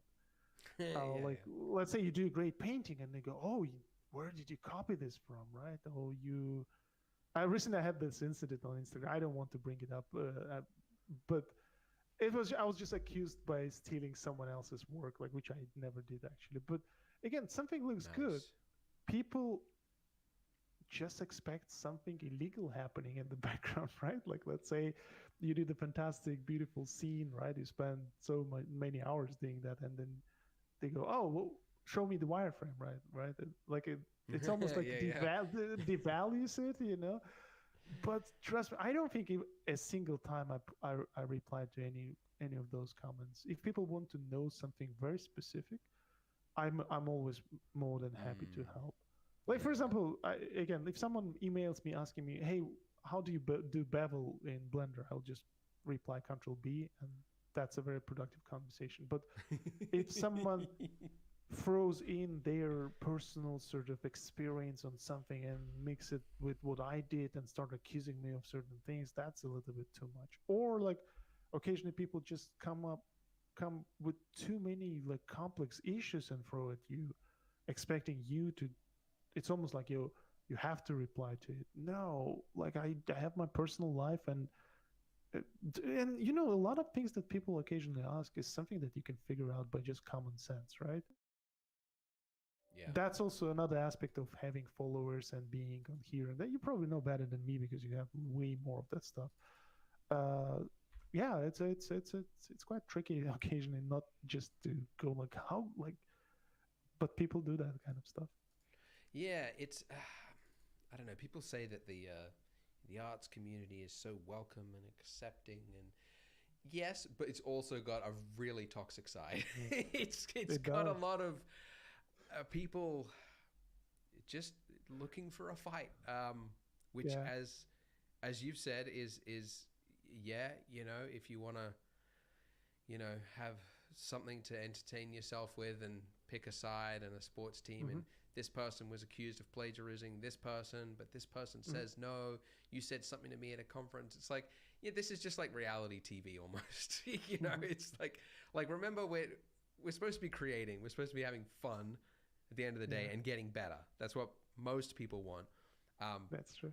But the instant gratification usually comes from Hmm. something else, which can be something that will profit the social media companies and not us. That's true. That's true. Yeah, that's why like people have conversations. I'm not saying we shouldn't be having those. People feel have a need to say something sometimes. That's totally fine. But it's just like I found like the moment you don't react actually makes them even more angry, like angrier, you know.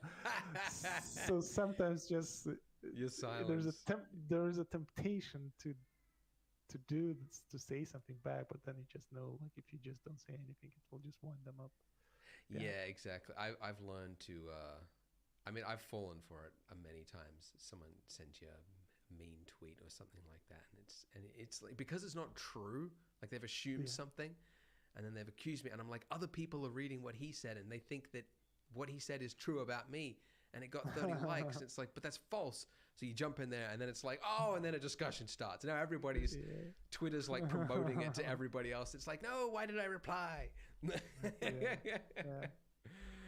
But Cool. yeah. Anyways, So yeah, yeah. Sorry. in a nutshell, you will have a better chance to get a response from me if you just ask me how to do bevel Technical in Blender. question. How do you do Yeah, a bevel? yeah, control B, and then you just use your scroll to get some subdivision, and you can do cool stuff. That's awesome, man. That's good. Blender.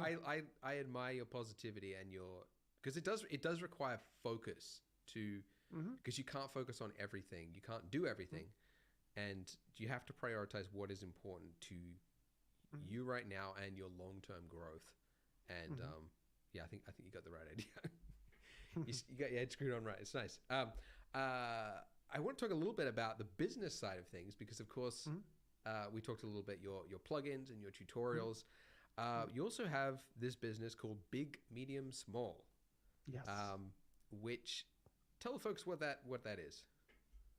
Well, it all started very naturally, just like my add-ons. I would have some certain things I would want to do in my, I would want to implement into my workflow, but it just wasn't there. Like, for example, same with add-ons, I love this sort of rough approach to things where I simplify everything, and that's why we hooked up with Alexander and we did Quick Shape, and now we did Quick Texture, which is super useful. It's basically we wanted tools that will simplify the workflow, purely give us purely like ability to concentrate on like design aspect of things. So we did that one. Same with Big, Medium, Small. I always wanted to have like some really quality assets and also characters as well. There are some programs you can do characters like Dance Studio, but obviously when you have a very specific design in your mind and specific sort of genre, like you get this quality, but it's all over the place, right? And also quite expensive as well. Like you can get a very, very realistic good models, but they just cost tons of money, right?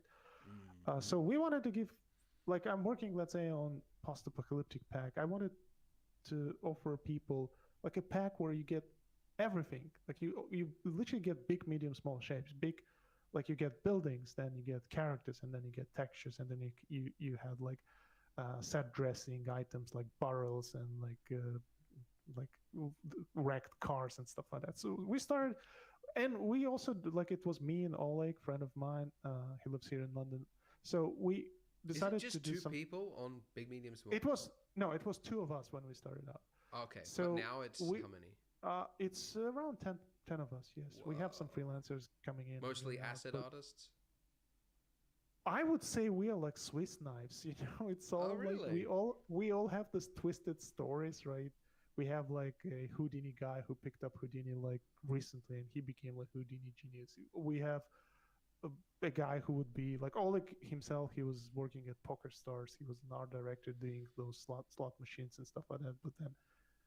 But he's a fantastic, phenomenal, like crazy, great artist. Like just knowing everything, like a little bit of everything. So I think we just love what we do. And I know this sounds very trivial. You better love what you do, but I think we can go another 5 extra miles to make sure that we deliver the best product that we are able to produce within the given time frame with the given team, Yeah. And we can constantly raise our bar. First we started with characters where we're just doing like, and then they all had like baked poses, right? Which I thought like for concept art is great because you just drag and drop. You don't need to rig and use rigging.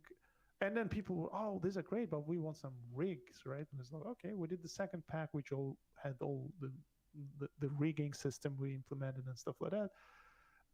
But then people were asking, oh, could you do environments? So with the next one, we started doing environments. And like with the latest one, we actually, like the Lost City one, which we released lately, is completely sort of modular. You can mix mash it together in Blender, or like we already have Unreal projects, so you can start putting things in Unreal. So every time we do that, we just keep raising the bar and just, again, keeping the same thing in mind. We want to give people this big, medium, small approach where you almost have a world, like a genre you're working on. You get that pack and you can pretty much do anything you want with it.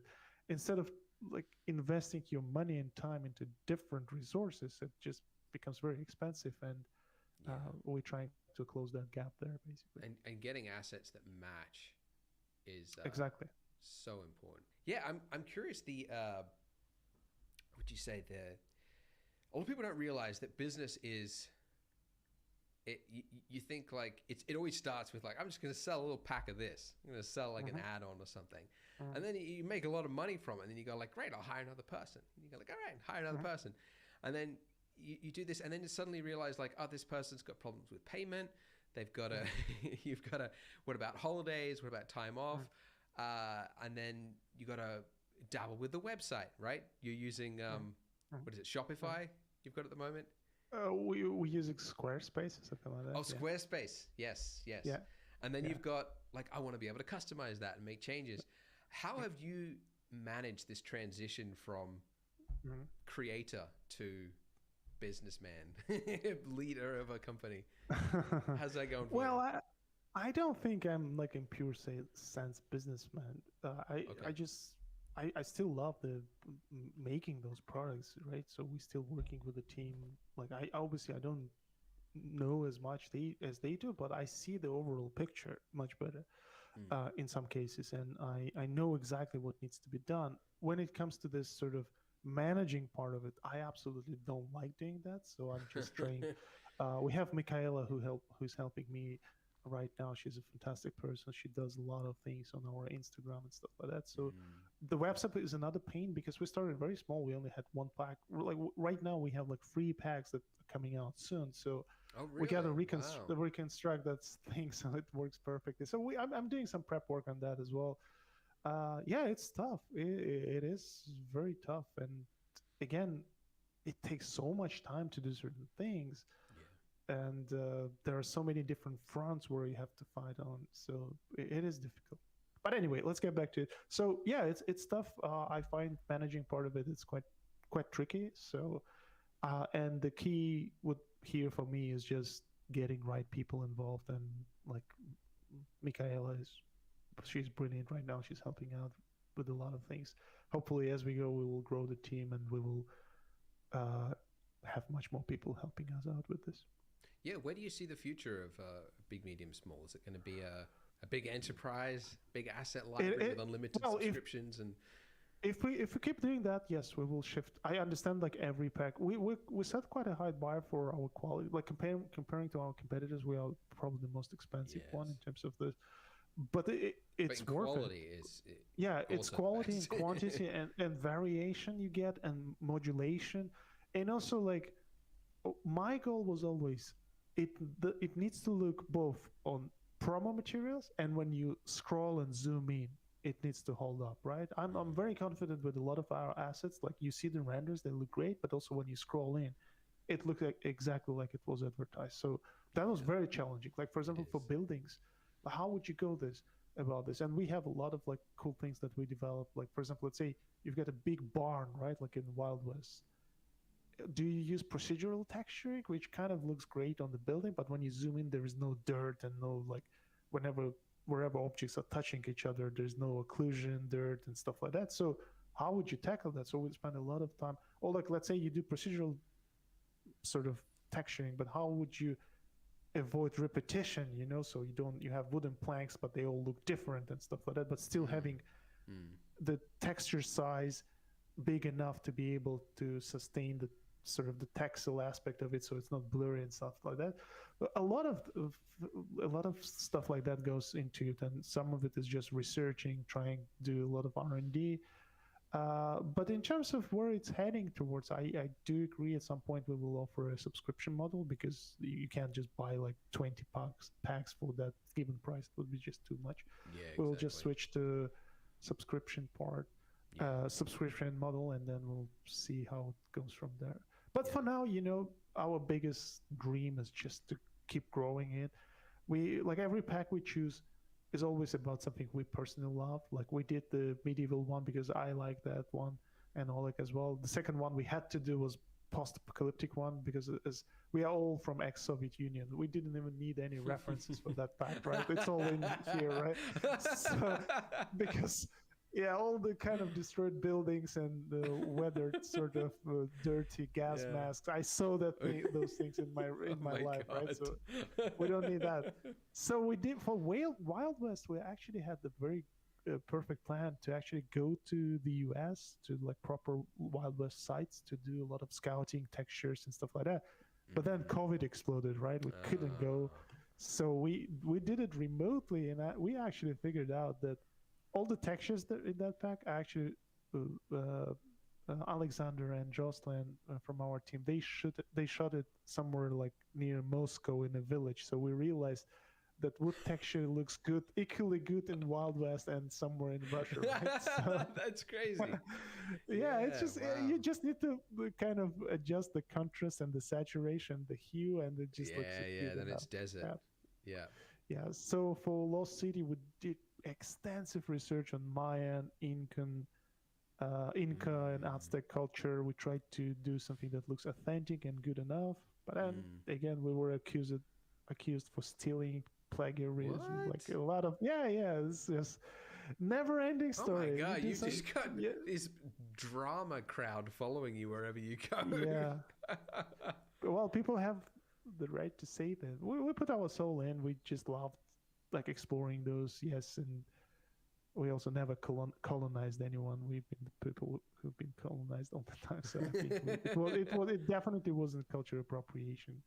On opposite, I think it was appreciation, because we tried to, like, if it wasn't us, nobody would create it as we did it, right? Like it would be just on pictures. But now people could come up with like worlds exploring the assets we had based on Mayan and Incan and Aztec. So I look at this way. If someone got offended by it, people have right to have opinions, but I was very positive when we were making it, and we are not some People accuse it of cultural appropriation.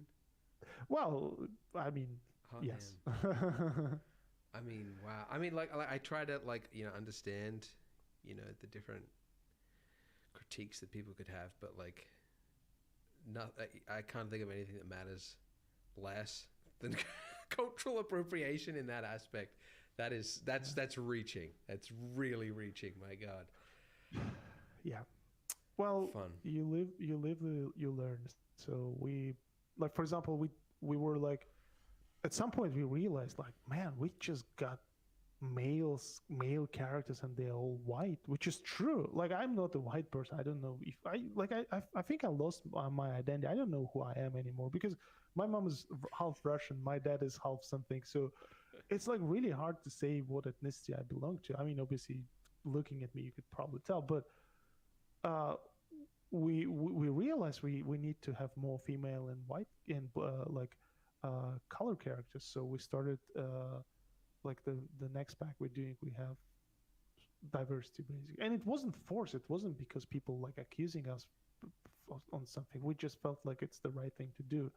And even when we did post-apocalyptic pack, usually like post-apocalyptic characters or just characters in general, they have some English names, right? Like John or whatever, like the classic English name is. I was like, no, we're gonna name them as Tajik people. So every character there, it's either Tajik or like Kyrgyz or somebody I knew from my childhood. Awesome. So I literally took stories of those guys, and so every character had that story. So there is a point. I see the point. And again, there's no excuse not to listen to people and try to sort of explore different aspects of what we're doing. So we're willing to do that. There's no bad intention in any of stuff we've been doing. I think, by the way, I think we were talking a little bit earlier about the derivativeness of art. You go to ArtStation and you can kind of feels it can feel a little inbred sometimes. Everybody's just copying each other's themes and concepts. Yeah. But I actually noticed whenever I find somebody who's like really innovating and creating like inventive ideas and styles, or like, they're usually Russian. I don't know what it is. I saw your post. I think I saw that. I think I saw that was a Twitter you posted. Yes, some time ago, isn't it? I don't know. It's interesting that I in a way I agree with you, but also we are terrible at monetizing that skill. Like I see some, it's a given fact. Really? Right? I mean, wow. Okay. You would imagine the artists that you find who are like super crazy creative, they must be like doing well financially, right? But most of those guys, right? They're not, because we're basically, it's still the legacy of that Soviet Union. Or at least this is the way I explain myself. Maybe there's another reason for that. There was no purpose of being super creative because you don't get paid more. Like you can be super creative, but everyone was paid like relative equal money, right? So opposed to Western cultures, where the more you stand out, you can actually monetize it, right? Especially with these days with social media, you can like see like clearly how it works, right? If you stand out, if you have ability that people are willing to follow you for, you can somehow monetize it. It could be a skill, it could be just you being, it's not just, you can be entertaining, or you could be skillful, you could be strong, you can be fast, and you do those things, right? And you would imagine someone who is very creative should be doing well. Oh man, and unfortunately, it's not the case. Like I know artists, like there's a couple of artists. Again, I don't want to bring up any names, but like you look at the art and you go like, holy smokes, man, you're so talented. You must be doing like at least a book or something like that. And you ask the guy, he goes like, no, it's just my hobby. I do it in my spare time, right? So I think like the way I found myself somewhere in the middle, you know, like I'm not. I don't say I'm super innovative and talented and I do like crazy things, but I found that there is people who actually want to see this sort of stuff, and I started doing my own products using my ability to come up with certain things. So it is a skill, you know. It again, like marketing and selling yourself as an artist is a skill that needs to be developed. In terms of like, I would say on average when you meet, if I could just throw in a theory about that, I would say exactly because like Russian speaking countries, in those countries, people don't know how to monetize it. They are not afraid to experiment. You know, they just go like, I'll spend 5 years doing these weird paintings, right? In Western cultures, it's a little, it's That's a bit more, point. it's difficult because it's different because in Western cultures, you can't sustain this, right? Like you have to be able to do a living. You have to But for sell. example, I saw this when I came here in London. I saw this happening at work. Like I would have my colleagues who they will get paid and do the job, but they didn't have interest to keep going because it was enough for them. You know, they were like making enough money and they were happy with what I was quite. I wasn't. It wasn't like I was. I still had the baggage of these habits where I felt like I need to do more and more and more to sustain myself and to be able to grow and stuff like that. So I would say, yeah, that could be it's just my theory. I don't know. I wouldn't say like it's about talent. We have talents everywhere. It's just a lot of people in those type of countries, they just do it because they're bored, right? Like they have, man, there's some like fantastic artists, like a lot of artists, like 2D artists would know Sergei Kolesov. He used to like fantastic. You probably know his work. He's like super creative, super fantastic artist. But he used to work in carpet factory, creating these patterns, like little patterns you see on carpets, right? Yeah. And then someone saw his work, like, dude, what the hell are you doing with your life? And then he got invited to France. He worked on Really? Dishonored 2. Yeah, he worked on Dishonored 2 and a bunch of other projects. Just talented dude. You know, there are some other guys like, yeah. So that would be my theory. That's an interesting theory. I hadn't considered that. You're probably right. So, somebody else's theory was that, and I noticed this in Korea as well. Like wherever there's like a language bubble, or specifically in Russia, a culture bubble, because it was sort of disconnected from, I guess, the rest of the Western world for a long time. It kind of had its own thing sort of bubbling and new ideas there. But I actually think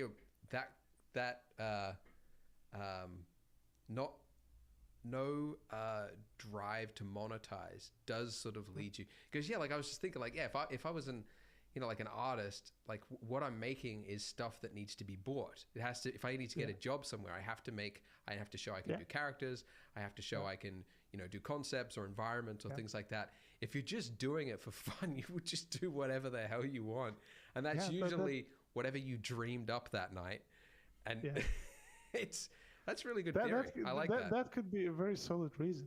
Again, like a lot of West, the way you sort of invest your time, just like you explained earlier, you sort of try to predict where it goes, right? Like you go like, okay, what's my product, right? Like it's almost like, I know, I'm not saying that or this is bad, right? Or this or that is right, or vice versa. It's just different cultures. I find myself enjoying myself when I balance them both. Sometimes I like, last year before COVID exploded, I actually left my work. Like I just wanted to do sculptures because I this is something I still want to do it. Because I like it. I have no purpose. But then I started putting producing those VR sculptures, and companies were getting in touch with me like, hey dude, could you like sculpt something for us, like we want to put it into gallery. I was like, well, hold on guys, I'm not ready yet to do that, right? I'm just Really? doing this for Right. fun. Yeah, I was. So the sort of Eastern European sort of mentality of me wanted just to explore and do this without purpose, but then the Western sort of part of me somehow was like already calculating how it could, maybe I can do this for living, you know? Yeah, it's a journey. I don't know the reason why that's happening. So I would say talents are everywhere. The problem with talent, any sort of talent is never a talent until you accomplish something. Like, for example, friends of mine who I'm in touch with these days, and if my name is being brought up, of course they say, oh yeah, we knew Jama is talented, right?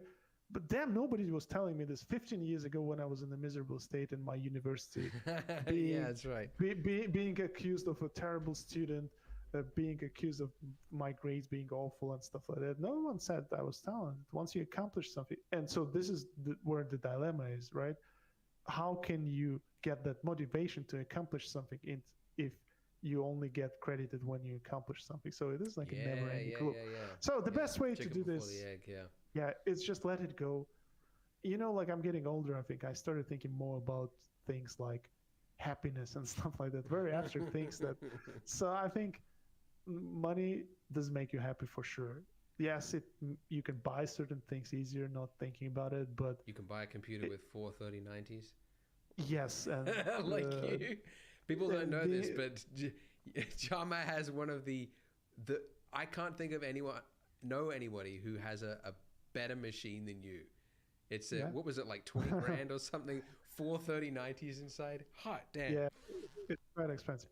Well, I was in a very mediocre machine for a long time, and I felt, and there is like sometimes, again, just as a joke, people would throw in this subject. I would say, when I was like, remember that period when I was learning digital drawing and painting, I had this one computer, and at some point I had to back home to Tajikistan, and I was working with my brother, and I had this computer because he didn't have computer at work. I have to travel with this computer every day to work. Like, and just so you know, it wasn't iMac. It was the whole big ass computer with the desk, with the tower, with the monitor, with the mouse and the keyboard. So every morning I would board that. I would get a taxi, put that all in, go to work there, and I wouldn't leave it there because I was still working at home, just practicing drawing and painting. So I will go back home. So I did like a year of that. So that's a dedication, right? So I think I deserve like 4 390s. It's just, absolutely, man. I think it's smart. I think it, like, I said it, I think, in a recent video, but I was like, there's nothing, like, in terms of like investment, you couldn't really get a better bang for your buck than a better graphics card, because you can, if you've got a 3090 and you just went from a, I don't know, 9 something or whatever, you know, you are able to preview the scene much faster. So the amount of creative decisions you can make in an 8-hour day is now multiplied by 8 or 10 or whatever. So it has a huge impact. So it's absolutely worth the $2 grand or whatever it is you paid for it. But yeah. Well, we've got to probably finish off because we're getting up to the 90-minute mark. But where can people find you and your businesses? Where can they buy your stuff if they're interested? Well, they can check my stuff out on ArtStation. It's just ArtStation/Jama, and obviously my main project right now is bigmediumsmall.com. It's very easy, and then we do also create add-ons, which you can find on my Gumroads. So with add-ons, we've been on the radar for some time because we wanted to make sure we nail everything. We had some bugs here and there, and also like Blender updating their versions every 3 months. We had to keep up with that. But I think now we are in solid mode. We were actually thinking of doing streams, showcasing. There's a lot of quick, like really cool tools that we created. I think a lot of artists will find handy. Yeah. So I didn't realize you had like 4 different plugins now? Yeah. Start with quick texture, quick shape. Yeah, What are the quick other shape, ones? quick curve, and quick deform as well. So Yes. Yeah, anyway, I'll yeah. put links to all of those down below. But Are you on yeah, Twitter, Instagram as well? yes, I'm on Instagram actively. Instagram.com/Jama Jurabayev. So Awesome. Instagram is fun. It's All a right, good I'll way put it to all post there. artwork. Well, thanks, Awesome. Jama. Well, thank you very much for doing this. Again, we did it 3 years ago, but I think yeah, But this one's uh, published. yeah. Hopefully, fingers crossed. And yeah, guys, thank you very much for sticking around. Welcome to the Andrew Price Podcast, the podcast for people.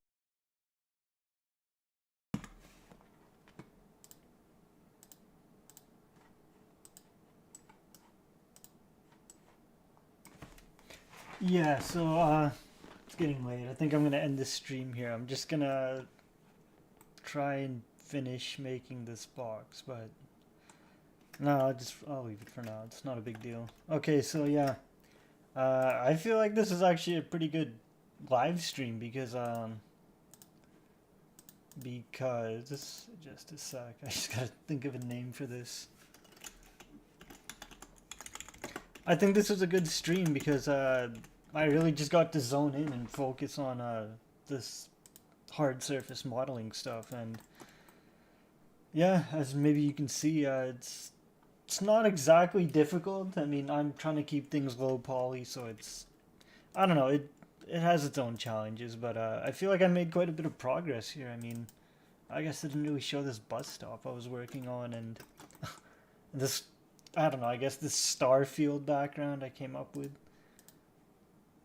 But yeah, I made this, I think, the other day, maybe Saturday or something like that, and I don't know, like I said in the description, my idea here is just to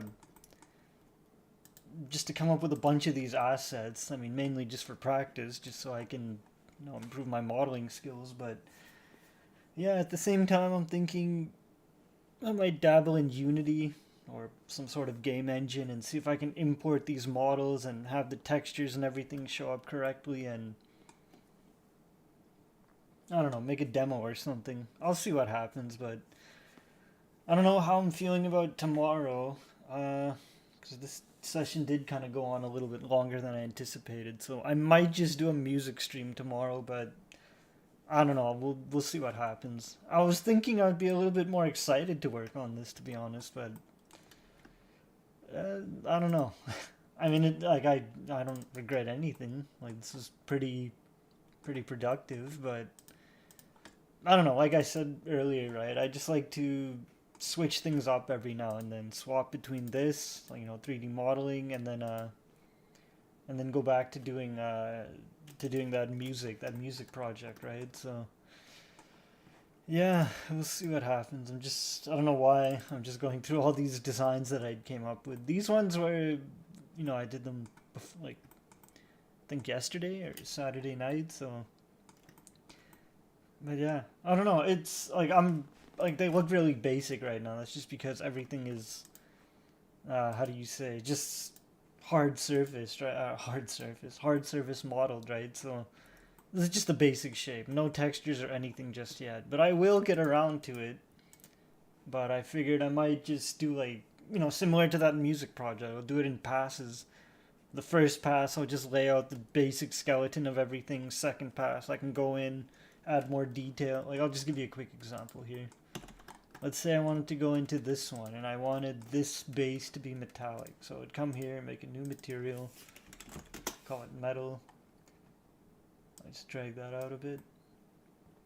And under here, metallic, I could turn that up. Okay, so it appears more metallic, which is great. And I could also mess with the roughness so it becomes a little bit more shiny. So if I do it all the way, it's extremely reflective, but I could add a little bit of roughness to it just to give it that sheen on it. And then lastly, I could just change the color of it. So maybe it was a blue metallic, I don't know, a blue metallic pole. And then for the light, I'll just do it real quick right now. Yeah, I would come here to emission, and let's say, nope, disappeared on me. Yeah, I don't know, like a faint glow, like a yellow glow, and we'll just turn that up a bit. I'll come into rendered view, And I will turn off the world color background, and here we have it. That's basically our sphere. But to spice it up just a little bit, I would turn on a few of these settings here, like bloom and ambient occlusion, and yeah. One last thing I'd say, or I want to demonstrate, is just the render engine. This is Eevee right now, which is kind of like what a game engine would use. But if I wanted to go for a more realistic approach, I could go into Cycles, which actually has ray tracing in it, so I could just turn on a few of these settings, just so it's a little bit quicker to denoise. But yeah, I mean, it's actual like ray tracing, so like the light emitting from this will be cast onto the other objects. And for example, if this material was also metallic, so I'll just give it the metal material.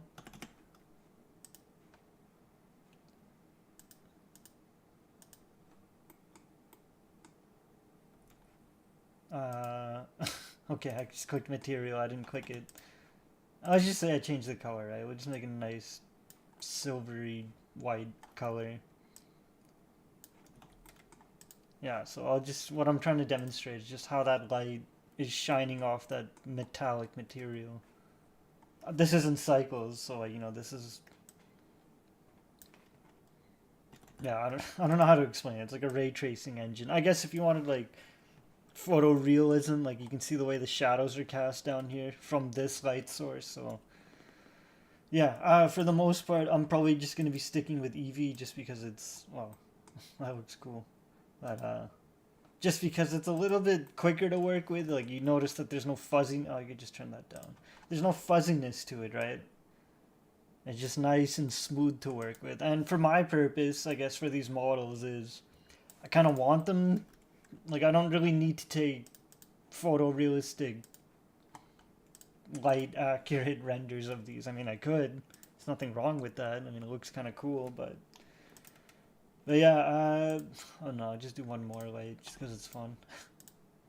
Call this light 2, or whatever I spelled there. We will make this, well, you know what I can do? Okay, that's 6.6, so I can just take this same material. Actually, I'll just show you. So if I select this object, the one I want, how do I explain it? I want this material, this new lamp, to have the same light, like the same material as the old lamp. So I'd select my new, shift click my old, and you notice it has like that orange highlight to it. That's the last one I selected. Control L, link materials, and now it's going to share the exact same materials. But I want to change this light. I want to change it to a different color. So I come up here, and you'll notice that this light material has a number 2 beside it because there's 2 objects sharing that material. So I just click the 2. We'll call it light 3, so it's not so confusing. So this is light, and this is light 3. You can just come here, and without switching, without manually changing that color, I can just adjust the hue value. So it's almost like if you notice, it's using the same, like if I just dial it back, it'll come back, or what was it before? What I'm trying to say is if I mess with the saturation values, it can affect how, well, you know, how saturated, how blue do you want that light to be. And from what I experienced, or just in my experience, I'll just reset that a bit. It's better to have, like if I put this all the way out here, you'll notice saturation comes all the way out, right?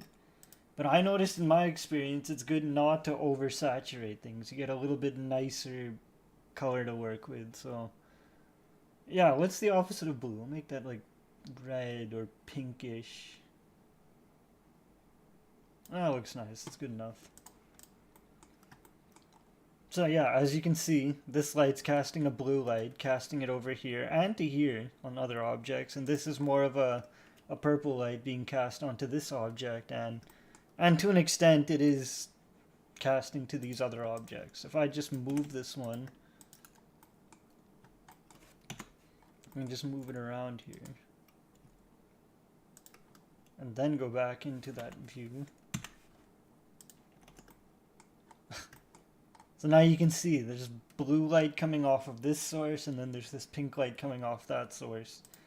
But if I go back to Eevee, Nah, it doesn't really work like that. I mean, I think there was a setting I was missing here. Yeah, there we go. Screen space. Yeah, I don't know. I think this also has to be like, I think metallic materials react into that shiny way, so I'll just call this metal 2. We'll just make it completely metallic and shiny, and I guess you can kind of see it here. I'll make it nice. Yeah, I don't know what I'm doing. I think there is a way to show these objects becoming like shiny or something, but I don't know. I can't figure it out.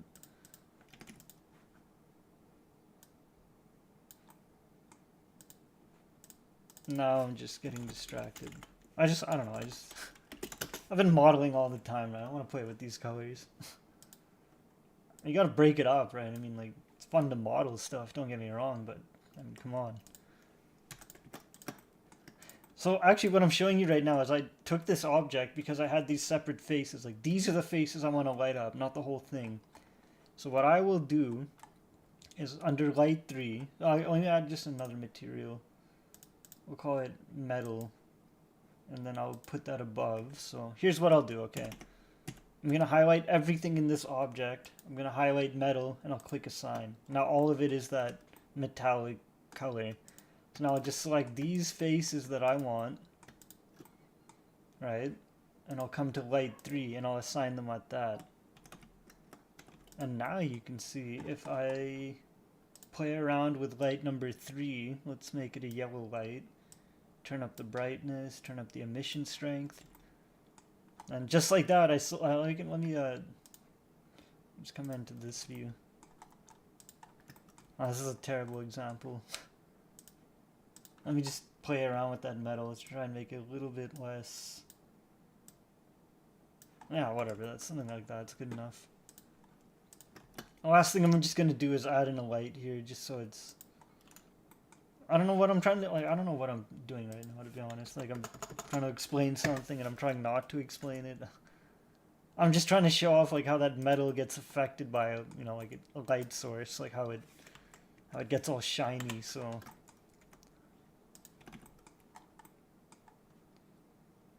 Yeah. I don't know. Kind of pointless example, to be honest. Just turn that all the way down. But yeah, okay, I think I'm just gonna end it here. I don't know why I went on this weird tangent, but yeah, like I said, tomorrow, I don't know what I'm gonna do. I might just continue the music stuff and I don't know, just take it easy. We'll just see what happens. But otherwise, thanks for watching, and as always, if you have any questions, just hit me up and, you know, feel free to ask me, what did you do, or, you know, how do you do this? Like, I'm always open to try and help people out, just because kind of helps me solidify my understanding of what I'm actually doing. And yeah, I don't know. I'm just gonna end it here. I got nothing else to say.